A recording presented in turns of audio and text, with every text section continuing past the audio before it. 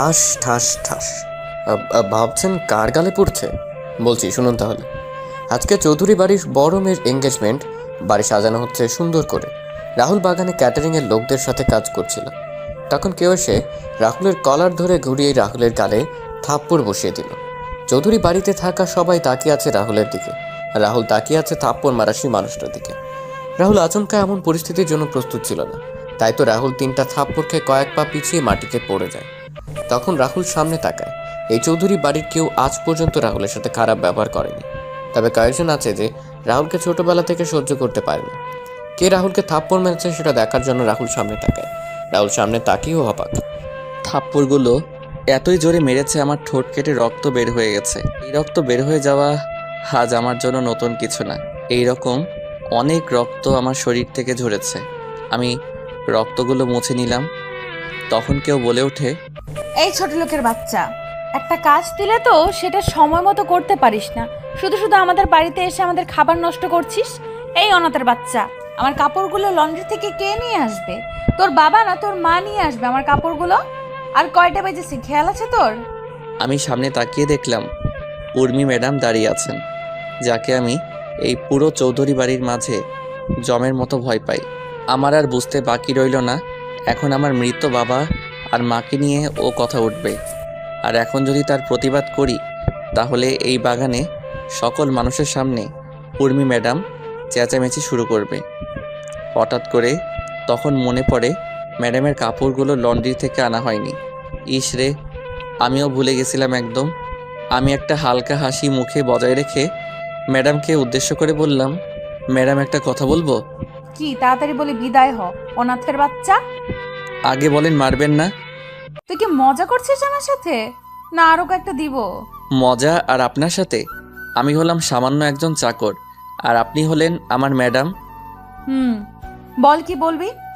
আজকে তো আপনার এঙ্গেজমেন্ট। হ্যাঁ তো।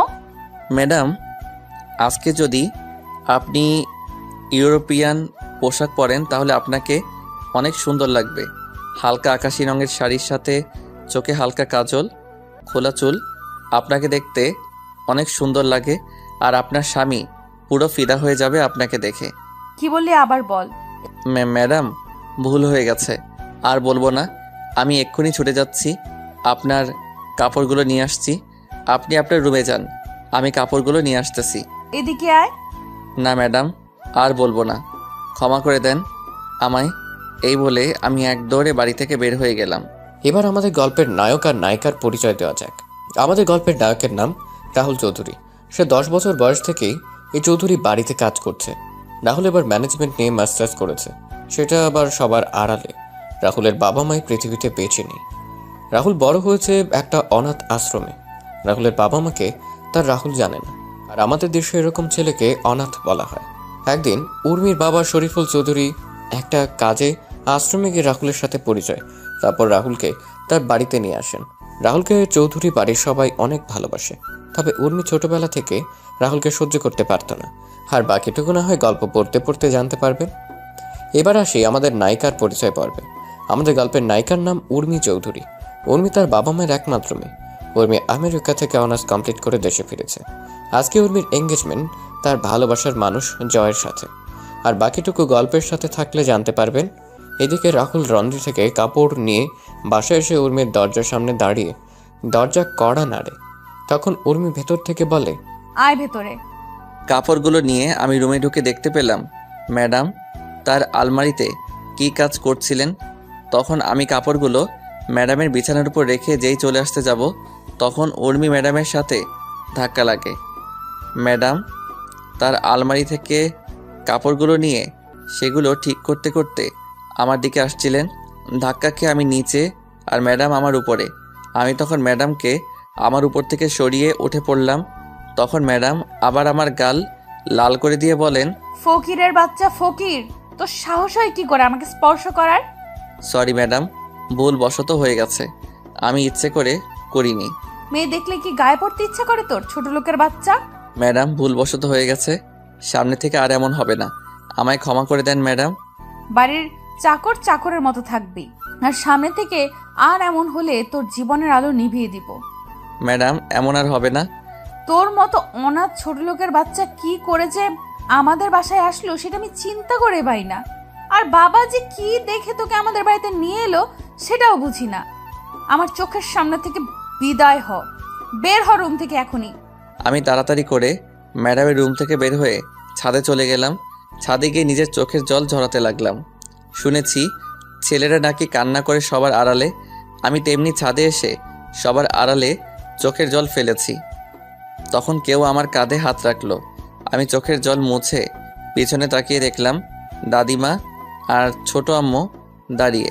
আপনাদের বলা হয়নি, উর্মির মা আর বাবাকে আমি ছোট আম্মু আর ছোট আব্বু বলে ডাকি, আর উর্মির দাদিকে আমি দাদিমা বলে ডাকি। তখন বললাম, দাদিমা, ছোট আম্মু, তোমরা এখানে? খুব কষ্ট হচ্ছে তাই না রে বাবা? আরে ছোট আম্মু, এগুলো আমার মতো অনাথের সহ্য হয়ে গেছে, তবে মা বাবাকে নিয়ে কেউ গালি দিলে কেন জানি কষ্ট হয়। অথচ আমি আমার নিজের বাবা আর মাকে কখনো দেখি নাই। কে বলেছি তুই অনাথ? আমরা তাহলে তোর কি হই? দাদিমা, কথা আছে না, কে আপন আর কে পর, তা বোঝা বড় কষ্টকর। কি বললি তুই? তুই এই কথাটা আমাদের বলতে পারলি দাদু ভাই? ছোট আম্মু, দাদিমা, তোমরা হয়তো জানো এই কথাটার মানে। সব কিছু পাওয়ার পরেও নিজের কাছে মায়ের আর বাবার স্নেহের কমতি তো থেকে যায়।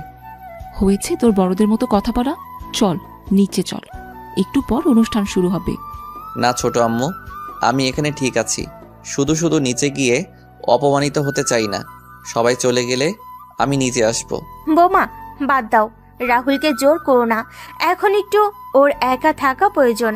কিন্তু মা, আপনার বড় ছেলে যদি রাহুলকে দেখতে না পায় তাহলে কি হবে ভেবেছেন? আপনি চিন্তা করতে পারছেন? কিন্তু আমি শরীফের সাথে কথা বলে নিব। তুমি এই নিয়ে টেনশন করো না। তুমি বরং গিয়ে দেখো তোমার মেয়ের সাজুগুজু কত দূর এগুলো। আচ্ছা মা। দাদু ভাই, আসি রে, মন খারাপ করিস না।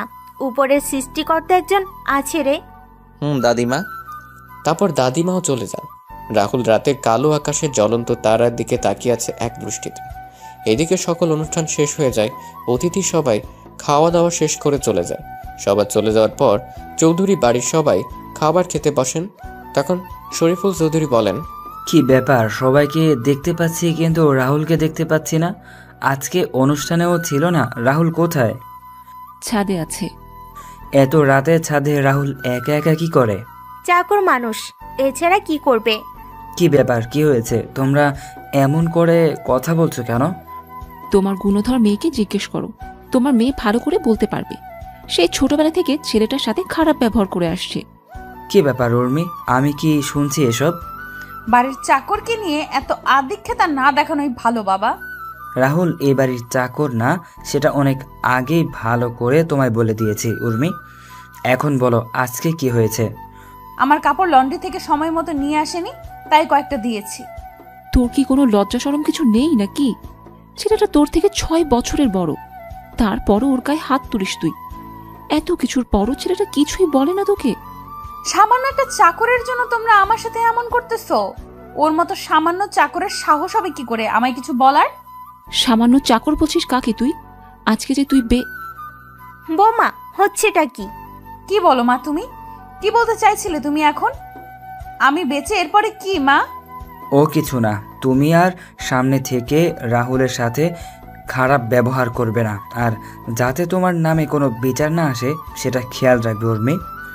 শরীফুল চৌধুরী খাবার না খেয়ে উঠে পড়েন। ছাদে গিয়ে দেখতে পেলেন রাহুল আকাশের দিকে মুখ করে শুয়ে আছে। তখন তিনি রাহুলের পাশে গিয়ে বসলেন। রাহুল হয়তো গভীর মনোযোগ দিয়ে আকাশের দিকে তাকিয়েছিল, যার জন্য কারো আসার শব্দ শুনতে পায়নি। তখন শরীফুল চৌধুরী রাহুলকে ধাক্কা দিলেন। রাহুল পাশে তাকিয়ে দেখলো তার ছোট আব্বু। তখন রাহুল বলে, ছোট আব্বু, তুমি কখনো এলে? এই তো মাত্রই আসলাম। কি করছিলি? তারা দেখছিলাম ম্যাডামের এঙ্গেজমেন্টের সব কিছু শেষ হয়ে গেছে। হ্যাঁ, মন খারাপ তোর বাবা? না না ছোট আব্বু, আজকে ঘটনা আমি সব শুনেছি। রাহুল তোর সাথে অনেক দিন ধরে একটা কথা বলার হয়নি রে। কি কথা ছোট আব্বু? কেউ মনে হচ্ছে আমাদের ক্ষতি করতে চাচ্ছে, আমাদের কোম্পানির সব কিছুর ইনফরমেশন কিভাবে যেন জেনে যাচ্ছে। আমার হাতের কয়েকটা কন্ট্রাক্টও ইতিমধ্যে আমার হাত থেকে বেরিয়ে যাচ্ছে, আমি কিছুই বুঝতে পারছি না রে। আর কয়েকদিন পরে উর্মির বিয়েও, সব কিছু মিলে কেমন যেন একটা অদ্ভুত পরিস্থিতির সৃষ্টি হয়েছে। আরে ছোট আব্বু, চিন্তা করো না, সব কিছু ঠিক হয়ে যাবে। যাও, তুমি গিয়ে ঘুমিয়ে পড়ো। তুইও চল আমার সাথে, একসাথে খাবার খাবো। কি, তুমি এখনো খাবার খাওনি কেন? তুই খাবার টেবিলে নেই তাই আর খাইনি। আচ্ছা চলো, খাবার খাবে এখন? তারপর শরীফুল চৌধুরী আর রাহুল নিচে এসে খাওয়া শুরু করলেন। খাওয়া দাওয়া শেষ করে যে যার যার রুমে গিয়ে ঘুমিয়ে পড়ে। এদিকে রাহুল রুমে বসে কিছু কাজ করে আর কিছু জিনিস পর্যবেক্ষণ করা শুরু করলো। কিছু সময় পর রাহুলও আবার ঘুমিয়ে পড়ে। পরদিন সকালে রাহুল ঘুম থেকে উঠে বাগানে থাকা সকল গাছে পানি নিয়ে ছাদে থাকা গাছগুলোতে পানি দিয়ে নিচে এসে সবার জন্য সকালে নাস্তা তৈরি করছিল। তখন ছোট আম্মু এসে রাহুলকে বলেন, ওই, তোকে সকাল সকাল রান্নাঘরে আসতে মানা করেছি না? আরে ছোট আম্মু, এই একবেলাই তো তোমাদের জন্য নাস্তা তৈরির সুযোগ হয়, আর বাকি সময় তো ম্যাডাম আর ছোট আব্বুর সাথে থাকতে হয়। আর এটা তো আমার ছোটবেলা থেকে করতে করতে অভ্যাসে পরিণত হয়েছে। এটা এখন পরিবর্তন কর, তুই এখন আর আগের রাহুল নেই। তখন শরীফুল চৌধুরী ছোট ভাইয়ের স্ত্রী সুলতানা রহমান নিচে নামতে নামতে বলেন, ভাবি, আপনি যে কি বলেন না, চাকর তো চাকরই থাকবে, ছোট আর বড় কি, সে তো আজীবন চাকরই থাকবে। রাহুল সুলতানা রহমানের কথা শুনে হালকা হাসি মুখে এনে কাজে মনোযোগ দেন। আর ছোট আম্মু সুলতানা রহমানকে উদ্দেশ্য করে বলেন, তুই ঠিকই বলেছিস, অমানুষ তো আর কোনোদিন মানুষ হয় না। অমানুষ কিভাবে মানুষের মূল্য দিবে? ভাবি, তুমি কি কথাটা আমায় বললে? দেখ সুলতানা, তুই কথাটা কিভাবে নিবি সেটা তোর বিষয়, আর আমি কি তোকে মিন করে বলেছি? রাহুল সকলের জন্য নাস্তা রেডি করে টেবিলে সাজিয়ে রাখে। তারপর রাহুল উর্মির জন্য সেদ্ধ ডিম আর চিকেন ব্রেস্ট, টমেটো, শসা ও পেঁয়াজের সঙ্গে পিপার যোগ করে উর্মির জন্য সালাদ তৈরি করে উর্মির রুমের সামনে গিয়ে দরজা কড়া নাড়ে। তখন উর্মি এসে দরজা খুলে দিল। ম্যাডাম, আপনার খাবার। রেখে যা। ম্যাডাম, আজকে কি কোথাও যাবেন? কেন? আসলে ম্যাডাম, ছোট আব্বুকে নিয়ে একটু অফিসে যেতাম। চাকরের বাচ্চা, তুই অফিসে গিয়ে কি করবি? পড়ালেখা তো আর অ আও জানিস না, আর তুই অফিসে যাবি? এই জুতোগুলো পলিশ করে নিয়ে আয়, আমি 11টার দিকে বের হব। 11টার আগে যেন তোকে গাড়ির কাছে দেখতে পাই। যদি 1-2 সেকেন্ড লেট হয় তাহলে তোর কপালে কিন্তু দুঃখ আছে। আচ্ছা ম্যাডাম। জুতাগুলো নিয়ে নিচে এসে আমি পালিশ করতে লাগলাম। জুতা পালিশ হয়ে গেলে আমি ম্যাডামের দরজার সামনে রেখে আসলাম। আমি নিচে এসে সবার এটো প্লেটগুলো ধুয়ে সাজিয়ে রান্নাঘর থেকে আমার রুমে এসে গোসল করে নিলাম। তারপর সকাল 10টায় ছোট আব্বুকে নিয়ে বের হলাম অফিসের উদ্দেশ্যে। 10টা 30-এ ছোট আব্বুকে অফিসে নামিয়ে দিয়ে আমি 11টার আগেই বাসায় প্রবেশ করি। আমি গাড়িতে বসে ম্যাডামের জন্য অপেক্ষা করতে থাকি। কিছুক্ষণ পর দেখলাম ম্যাডাম আসছেন। গাড়ি থেকে বের হয়ে পিছনে দরজা খুলে দিলাম। ম্যাডাম গিয়ে সিটে বসলো। আমি দরজা লাগিয়ে ড্রাইভিং সিটে বসে ম্যাডামকে বললাম, ম্যাডাম কোথায় যাব? এই, শপিং মলে যাব। আচ্ছা ম্যাডাম। আমি গাড়ি চালানো শুরু করলাম। কিছুক্ষণ পর আমি শপিং মলের সামনে এসে দেখলাম ম্যাডামের বান্ধবীরা দাঁড়িয়ে আছে। আমি গাড়ি থামিয়ে গাড়ি থেকে বের হয়ে গাড়ির দরজা খুলে ম্যাডামকে বললাম, ম্যাডাম চলে আসছি, আপনি নামতে পারেন। গাড়ি পার্কিং করে বসে থাকবি, আর আমি কল দিলে চলে আসবি। আর এই নে 50 টাকা, দুপুরে খাবার খেয়ে নিবি। হাসি মুখে টাকাটা নিয়ে আমি মাথা নাড়ালাম। তারপর ম্যাডাম তার বান্ধবীদেরকে নিয়ে চলে যান শপিং মলের ভিতরে। আমি গাড়িতে বসে রইলাম, ভালো লাগছিল না। তখন গাড়ি থেকে বের হয়ে আশেপাশে একটু হাঁটাহাঁটি করছিলাম। তখন দেখতে পেলাম একজন ভদ্রমহিলা তার ছেলেকে নিয়ে রাস্তা পার হতে পারছেন না। আমি তখন তাদের রাস্তা পার করিয়ে দিয়ে আসছিলাম। তখনই ম্যাডাম ফোন দিলেন। Hello madam. 4র্থ তলায় তাড়াতাড়ি আয় তো একটু। শপিং মলের 4র্থ তলায় গিয়ে দেখতে পেলাম কয়েকটা ছেলে মিলে ম্যাডাম আর তার বান্ধবীদের সাথে কি যেন কথা বলছে। তবে তাদের কথা বলার ধরনগুলো সুবিধার মনে হচ্ছিল না। কি রে, এখানে কি সমস্যা? কিছু না, তুই যা এখান থেকে, কোনো সমস্যা নেই। আচ্ছা ম্যাডাম চলুন, এখানে কোনো সমস্যা নেই। এইখানে একদম চালাকি করার চেষ্টা করবি না, তা না হলে এগুলো দেখছিস। ভাই আমি কি করলাম? আমি তোমাদের জিজ্ঞেস করলাম সমস্যা কি, তোমরা বললে কোনো সমস্যা নেই। তাই তো আমি এদের নিয়ে চলে যাচ্ছি। আমরা তোকে যেতে বলেছি, তবে এই মা। আর কোনো কথা বলার সুযোগ দিলাম না, সোজা মুখ বরাবর একটা ছক্কা হাঁকিয়ে দিলাম। আর ছেলেটা বাউন্ডারির বাইরে, তারপর সব কয়টাকে মারা শুরু করলাম। হঠাৎ কেউ আমার পেটের পাশে ছুরি দিয়ে আঘাত করে। আমি পিছনে তাকিয়ে দেখলাম ওই ছেলেটা আমি। তখন ছেলেটার দিকে এগিয়ে যাব, তখন ছেলেগুলো দৌড়ে পালিয়ে যায়। তারপর আমি আমার শার্ট খুলে আঘাত পাওয়া জায়গা বেঁধে নিলাম। তারপর ম্যাডামকে বললাম, চলুন ম্যাডাম, বাসায় যাওয়া যাক তাহলে। কিন্তু তোর তো ছুরি লেগেছে আর রক্ত পড়ছে। আরে ম্যাডাম, এটা কিছু না, আমাদের মতো চাকরের জন্য এইগুলো কিছুই না। এই আঘাতের চেয়ে আরও অনেক বড় বড় আঘাত পেয়েছি। আর রইল রক্তের কথা, রক্ত তো ছোট থেকে অনেক ঝরেছে, এখনো না হয় আরও কিছু ঝরুক, আমি মারা যাব না এত সহজে, আপনি চিন্তা করবেন না। চলুন ম্যাডাম এখন। বেশি কথা না বলে হসপিটালে চল, তুই না হলে তোর জন্য আমার কথা শুনতে হবে। চিন্তা করবেন না, আমার কিছু হবে না।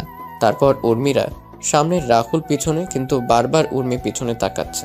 হঠাৎ করে পেছনে কিছু পড়ে যাওয়ার শব্দে উর্মি আর ওর বান্ধবীরা পেছনে তাকিয়ে দেখলো রাহুল মাটিতে পড়ে আছে। তারপর ধরাধরি করে রাহুলকে হাসপাতালে নিয়ে যাওয়া হয়।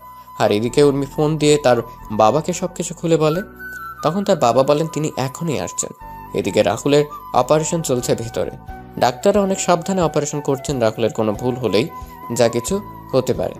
3 ঘন্টা পর ডাক্তার বের হন অপারেশন থিয়েটার থেকে। তবে ডাক্তারের চেহারা কালো হয়ে আছে। এর মাঝে উর্মির বাবা, মা, দাদিমা, চাচা, চাচি বলেন। তখন শরীফুল চৌধুরী বলেন, ডাক্তার রাহুল কেমন আছে এখন? ডাক্তার তার চেম্বারে চলে যান। আর তখন শরীফুল চৌধুরী উর্মিকে বলেন, ডাক্তার চুপ, কোনো কথা বলছে না। এবার সবার মুখটা কালো হয়ে যাচ্ছে। আর উর্মিও টেনশন হচ্ছে, কিন্তু উর্মি বুঝতে পারছে না যে পেটের পাশে আঘাতের জন্য কি এমন হলো ডাক্তারের মুখ কেমন কালো, আর ডাক্তার চুপ হয়ে আছে, কোনো কথা বলছে না। তখন উর্মির চাচা শফিক চৌধুরী বলেন, কি হলো ডাক্তার, আপনি কোনো কথা বলছেন না যে? বলুন না, রাহুলের অবস্থায় কেমন? ছেলেটা ভালো আছে তো? দেখুন, আমি আপনাদের আগে বলেছিলাম যে আচ্ছা, আমরা আপনার চেম্বারে গিয়ে কথা বলি।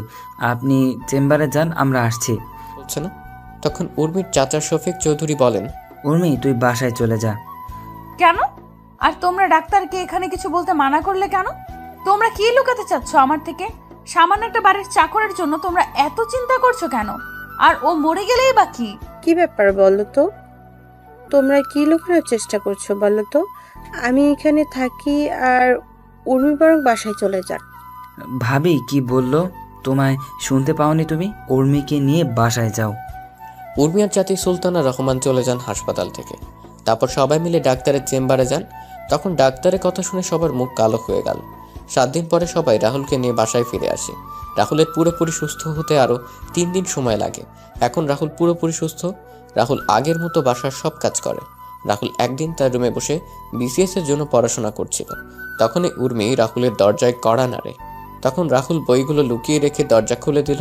তখন উর্মি রাহুলের রুমে ঢুকে রাহুলকে বলে, শোন, আজকে বিকেলে আমি ফুফুদের গ্রামে যাব আর সেখানে কয়েকদিন থাকবো, তাই তুই তোর কিছু কাপড় সাথে করে নিয়ে নিস। ম্যাডাম, কারণটা কি জানতে পারি? তোর জানার দরকার নেই। উর্মি চলে যায় রাহুলের রুম থেকে। রাহুল দুপুরের খাবার খেয়ে নিজের রুমে এসে কাপড়গুলি গুছিয়ে নিল, তারপর ঘুমিয়ে পড়ে। 3:50 শেষে রাহুল ঘুম থেকে উঠে রেডি হয়ে নেয়। তারপর ছোট আম্মু, দাদিমার চাচিকে বলে রাহুল বাসা থেকে বের হয়ে গাড়িতে গিয়ে উর্মির জন্য অপেক্ষা করতে থাকে। কিছুক্ষণ পর উর্মি একটা ব্যাগ নিয়ে বাসা থেকে বের হয়ে আসে। রাহুল গাড়ির দরজা খুলে দিয়ে ব্যাগটা পেছনের ডিকিতে রাখে। তারপর রাহুল গাড়ি চালানো শুরু করলো। উর্মির ফুপুর বাসা উর্মিদের বাসা থেকে 60 কিলোমিটার দূরে। মাঝ রাস্তায় আসার পর রাহুল উর্মিকে বলে, ম্যাডাম, একটা কথা আপনাকে কয়েকদিন ধরে বলবো বলে ভাবছি। কি কথা? ম্যাডাম, জয় স্যারকে আপনি কতটুকু ভালোবাসেন? হঠাৎ এই প্রশ্ন কেন? ম্যাডাম বলেন না। নিজের চেয়েও বেশি ভালোবাসি। আর আপনার মা বাবাকে? হ্যাঁ, তাদেরও ভালোবাসি। কতটুকু? আচ্ছা, এখন যদি ছোট আব্বু আর ছোট আম্মু জয় ভাইয়ার সাথে আপনার বিয়ে ক্যান্সেল করে দেয়, তাহলে আপনি কি করবেন? হোয়াট? কি বললি তুই? আরে ম্যাডাম, রাগেন কেন? তো কি করব? তুই কি বলছিস সেগুলো? আরে ম্যাডাম, আমি জানতে চাইছি, এমন একটা পরিস্থিতি তৈরি হলো, আপনি জয় স্যারকে বা আপনার বাবা আর মাকে বেছে নিতে হবে, তখন আপনি কাকে বেছে নেবেন? আমি কিন্তু তোর কোনো কথাই বুঝতে পারছি না কিন্তু। আরে বলুন না। সেটা না হয় পরিস্থিতি তৈরি হলে দেখা যাবে। তুই এখন চুপচাপ গাড়ি চালাতো। গ্রামে পৌঁছতে পৌঁছতে সন্ধ্যা পেরিয়ে রাত হয়ে যায়। গ্রামে প্রবেশ করে কিছু দূর আসার পর গ্রামের কয়েকজন বখাটে এসে রাহুলের গাড়ির সামনে দাঁড়ায় আর ছেলেগুলো বলা শুরু করে, তোদের কাছে যা আছে সবকিছু বের কর, না হলে কিন্তু তোদের এখানে মেরে দেব। ম্যাডাম, এদের খিদে পেয়েছে মনে হয়, মিষ্টিগুলো ওদের দিয়ে দেন। ওই আমাদের খিদে লাগছে তোকে কে বলছে? বারে, আপনারা না এইমাত্র বললেন আপনাদের খিদে লাগছে, তাই তো বললাম মিষ্টিগুলো দিয়ে দিতে। আমরা আবার কখন বললাম? ওই রাহুল, তুই এই ফকিরের বাচ্চার সাথে কি কথা বলছিস? ফুফাকে একটা কল দিলে সবকিছু হাওয়া হয়ে যাবে। কি বললি তুই আমাদের? আর তোর কোন বাপকে কল দিবি? দে, আমরা এখানেই আছি। ঠিক বললি তুই? হ্যাঁ। সাহস থাকলে গাড়ির সামনে থেকে সর, আমিও গাড়ি থেকে নেমে তোদের মজা দেখাচ্ছি। সাহস থাকলে বের হয়ে আয়। ওরা গাড়ির সামনে থেকে সরে যাওয়া মাত্রই আমি দরজা হালকা খুলে ওদের দিকে ঝুঁকে বাম পা গিয়ারে রেখে চাপ দিলাম। ওরা বোঝার আগেই আমরা গাড়ি নিয়ে পকার পার। কিছুক্ষণ পর ফুপুদের বাসায় এসে পৌঁছে গেলাম। তারপর ম্যাডামের ব্যাগ, আমার ব্যাগ আর বাকি ব্যাগগুলো সাথে নিয়ে ফুপুর বাসায় প্রবেশ করলাম। ফুপু ফুপা সবার সাথে কথা বলে আমি ম্যাডামের থাকার রুমে রেখে আমি আমার রুমে এসে ব্যাগ রেখে ফ্রেশ হয়ে নিলাম। তারপর বিছানায় শুয়ে পড়লাম। হঠাৎ কারো ধাক্কাধাক্কির কারণে ঘুমটা ভেঙে গেল। আমি তাকিয়ে দেখলাম ফুপুর শেখ ফাজিল মাইয়া সুমি। আমি কেন ওরে ফাজিল বললাম সেটা আপনারা একটু পরেই বুঝতে পারবেন। সুমি এবার ইন্টার দ্বিতীয় বর্ষে পড়ে। তখন সুমি বলে, ও মোর পরাণের স্বামী, ঘুম থেকে উঠুন তো। এই ফাজিল, কি বলিস এসব? তুই কি ভালো হবি না কখনো? আমি তো ভালো না, ভালো লইয়াই থাইকো। বল, কি জন্য আসছিস তুই এখানে? খাবার টেবিলে সবাই অপেক্ষা করছে তোমার জন্য। কেন? কয়টা বাজে ঘড়ির দিকে তাকিয়ে দেখেন। ঘড়ির দিকে তাকিয়ে দেখলাম রাত 10:30 বাজে। তখন বললাম, খাওয়া দাওয়া শেষ সবার? না, আপনার জন্য অপেক্ষা করছে। উঠে আমি নিচে চলে এলাম। নিচে এসে দেখলাম সবাই বসে আছে। তখন ফুফা আমায় বলেন, কি জনাব রাহুল সাহেব? এই তো ফুফা, ভালো, তুমি কেমন আছো? টেনশনে ছিলাম, তবে এখন টেনশন ফ্রি আছি। কোনো টেনশনের চিন্তা নাই, আমি আছি তো। সেটাই তো বর্ষার জায়গা। আচ্ছা বুঝলাম, তোমরা সবাই এই ছোট লোকটাকে নিয়ে এত আদিক্ষেতা করছো কেন? টেবিল থেকে খাবারের প্লেট নিয়ে আমি সবাই বসে টিভি দেখে খাওয়া শুরু করলাম। ম্যাডামের কোনো কথার উত্তর দিলাম না। উত্তর দিলেই চেঁচামেচি শুরু করবে। কিছুক্ষণ পর আমার পাশে তাকিয়ে দেখলাম সুমিও আমার পাশে এসে বসছে। আমি সুমির দিকে একবার তাকিয়ে আবার খাবার খাওয়াতে মনোযোগ দিলাম। তখন উর্মি ম্যাডাম সুমিকে বলেন, কিরে সুমি, তুই খাবার টেবিল ছেড়ে ওই ছোট লোকটার সাথে গিয়ে খাবার খাচ্ছিস কেন? আপু, আমার ইচ্ছে করছে তাই। ফুফা, তোমরা সুমিকে কিছু বলছো না যে? কি বলবো? ওই ছোট লোকটার সাথে বসে খাবার খাচ্ছে আর তোমরা কিছু বলছো না যে? দেখো উর্মিমা, সুমি এখন প্রাপ্তবয়স্ক একটা মেয়ে। ও ওর নিজের বুঝটা এখন বুঝতে পারছে, কার সাথে চলাফেরা করলে ভালো হবে আর কার সাথে চলাফেরা করলে খারাপ হবে, সেটা ও নিজেই বুঝতে পারে। তাই বলে উর্মি, এসব কথা বাদ দে, তুই খাবার খেয়ে নে। রাহুল বাবা, তোর কি কিছু লাগবে? না ফুপু।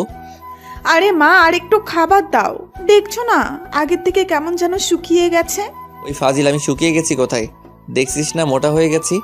হ্যাঁ, সেটাই দেখতে পাচ্ছি। তুই দেখতে পাবি? তুই তো আস্ত একটা ফাজিল। তুই একটা ফাজিল। খাবার খা চুপচাপ। এই দেখে উর্মি রাগে ফুঁসছে। ভেবেছিল সেখানে রাহুলকে এনে ইচ্ছে মতো অপমান করবে, কিন্তু এখানে নে তার উল্টো সবাই রাহুলকে নিয়ে কথা বলছে। উর্মি খাওয়া শেষ করে তার রুমে চলে যায়। এদিকে রাহুল খাবার খেয়ে যেই তার রুমে যাবে, তখন ফুপা রাহুলের সামনে এসে বলেন, আর কত অপমান সহ্য করবি তুই রাহুল? চাকরের আবার মান অপমান? এই তো আর কয়েকটা দিন, তারপর ম্যাডাম তো ওনার স্বামীর বাড়ি চলে যাবেন। সত্যি কথাটা বলে দে না, এবার উর্মিকে তাহলে তোর সাথে অত্যন্ত খারাপ ব্যবহার আর করবে না। সেটা আমি চলে যাওয়ার কয়েকটা দিন আগে ওনাকে বলবো। তুই চলে যাওয়ার কয়েকটা দিন মানে? আরে ও কিছু না, তোমরা টেনশন করো না। আমায় নিয়ে যাও, গিয়ে ঘুমিয়ে পড়ো। কালকে তুমি আমায় নিয়ে কলেজে যাবে। পারবো না। ও বাবা, ও মা, বলো না আমায় নিয়ে কালকে কলেজে যেতে। আর নাটক করতে হবে না, আচ্ছা নিয়ে যাব, কিন্তু কিন্তু কি রে রাহুল?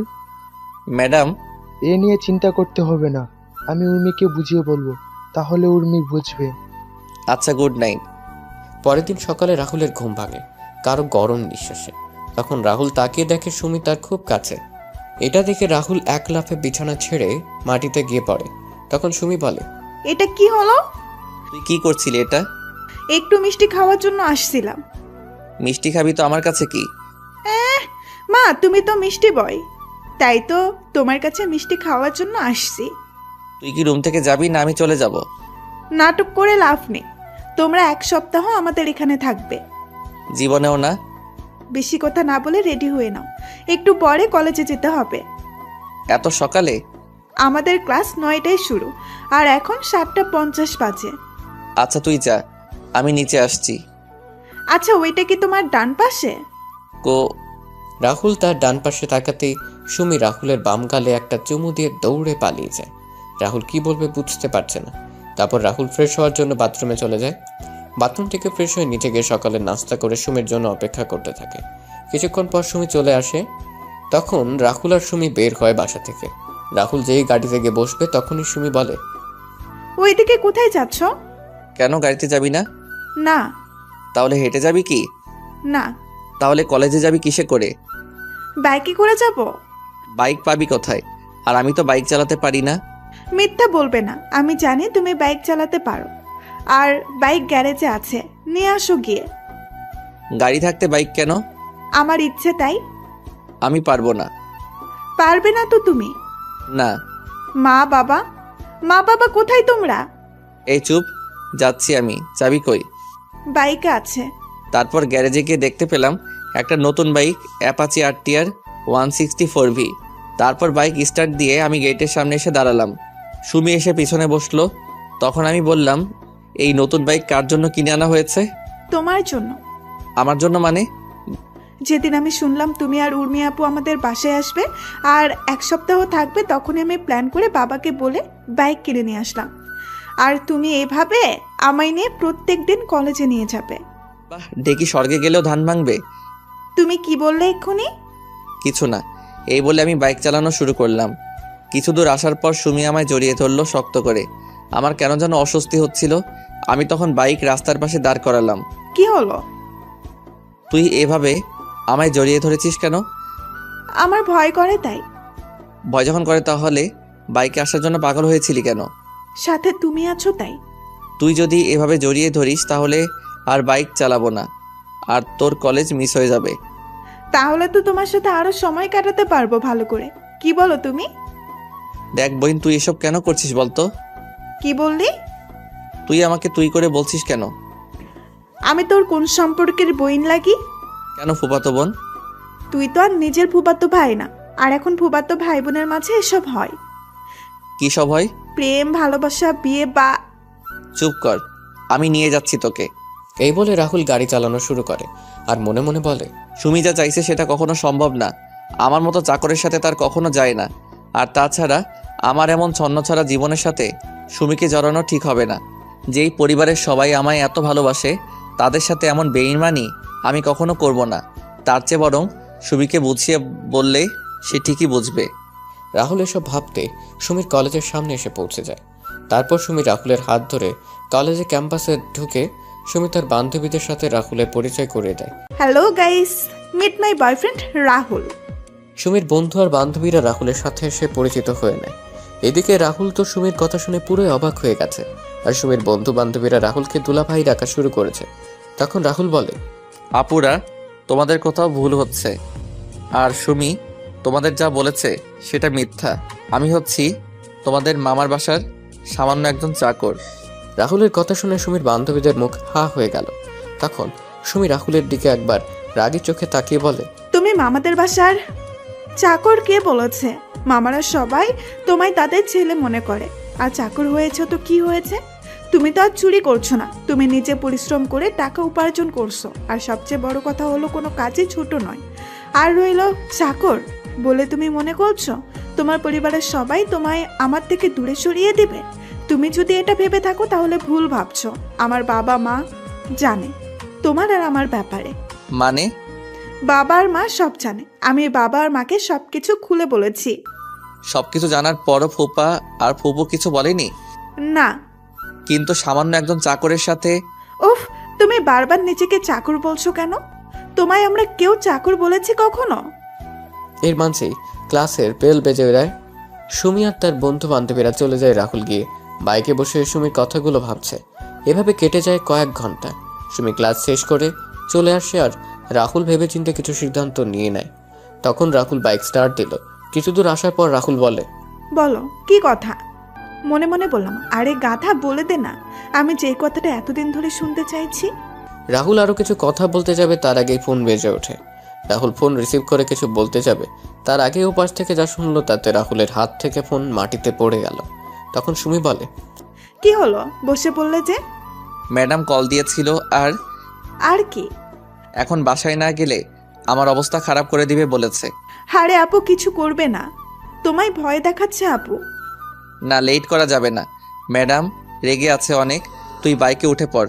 বাসায় গিয়ে আগে ম্যাডামের মেজাজ ঠান্ডা করতে হবে, তা না হলে ম্যাডাম আমার অবস্থা খারাপ করে দিবে। তুমি না বললে আমায় কি বলবে? বেঁচে থাকলে পরে বলবো। তুই তাড়াতাড়ি করে বাইকে ওঠ। উঠছি। সুমি মন খারাপ করে বাইকে উঠে পড়ে।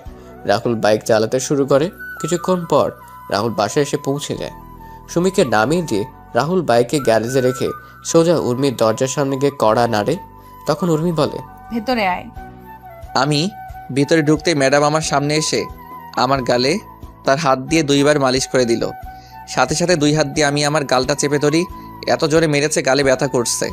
আমি আমার হাত দেখলাম, রক্ত লেগে আছে।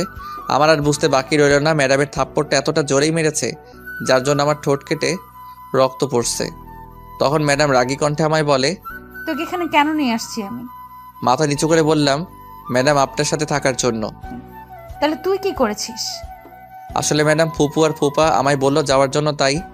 তোরে আমি কি বললাম আমার মুখের উপর কখনো কথা বলবি না? তাহলে তুই আমার মুখে মুখে তর্ক কেন করছিস?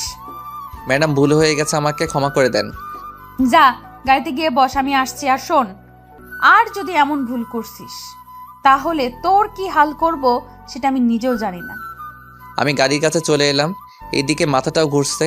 কত জোরে মেরেছে থাপ্পড়টা। কিছুক্ষণ পর উর্মি গাড়িতে এসে বসে। তখন রাহুল বলে, ম্যাডাম কোথায় যাব? তুই গাড়ি চালানো শুরু কর, আমি বললে গাড়ি থামাবি। আচ্ছা ম্যাডাম। রাহুল গাড়ি চালানো শুরু করলো। কিছু তো যাওয়ার পর উর্মি রাহুলকে একটা বড় শপিং মলের সামনে গাড়ি থামাতে বলে। রাহুল গাড়ি থামিয়ে দরজা খুলে দিল। উর্মি কিছু দূর গিয়ে আবার ফিরে এসে বলে, তুই এখানে থাকবি। আর হ্যাঁ, মনে রাখিস, ছোট লোকের বাচ্চা, আমার এই গাড়ির দাম অনেক।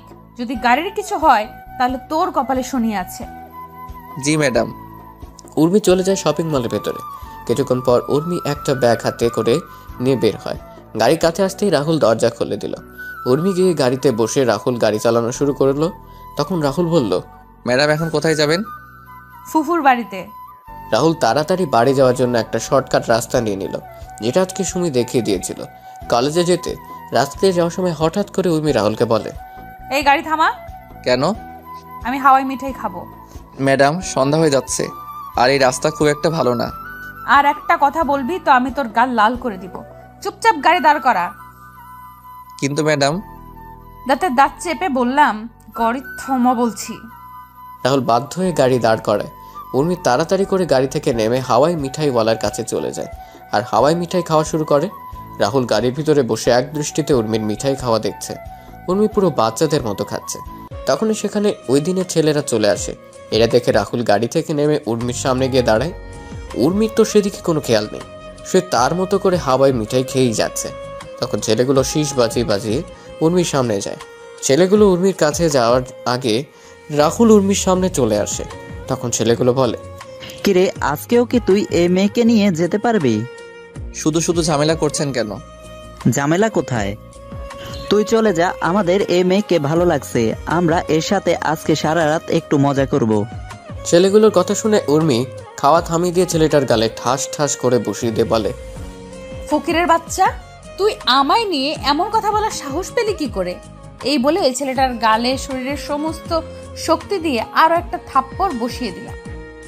আরেকটা ছেলে যখন এগিয়ে আসবে তখন রাহুল ওই ছেলেকে মারা শুরু করলো।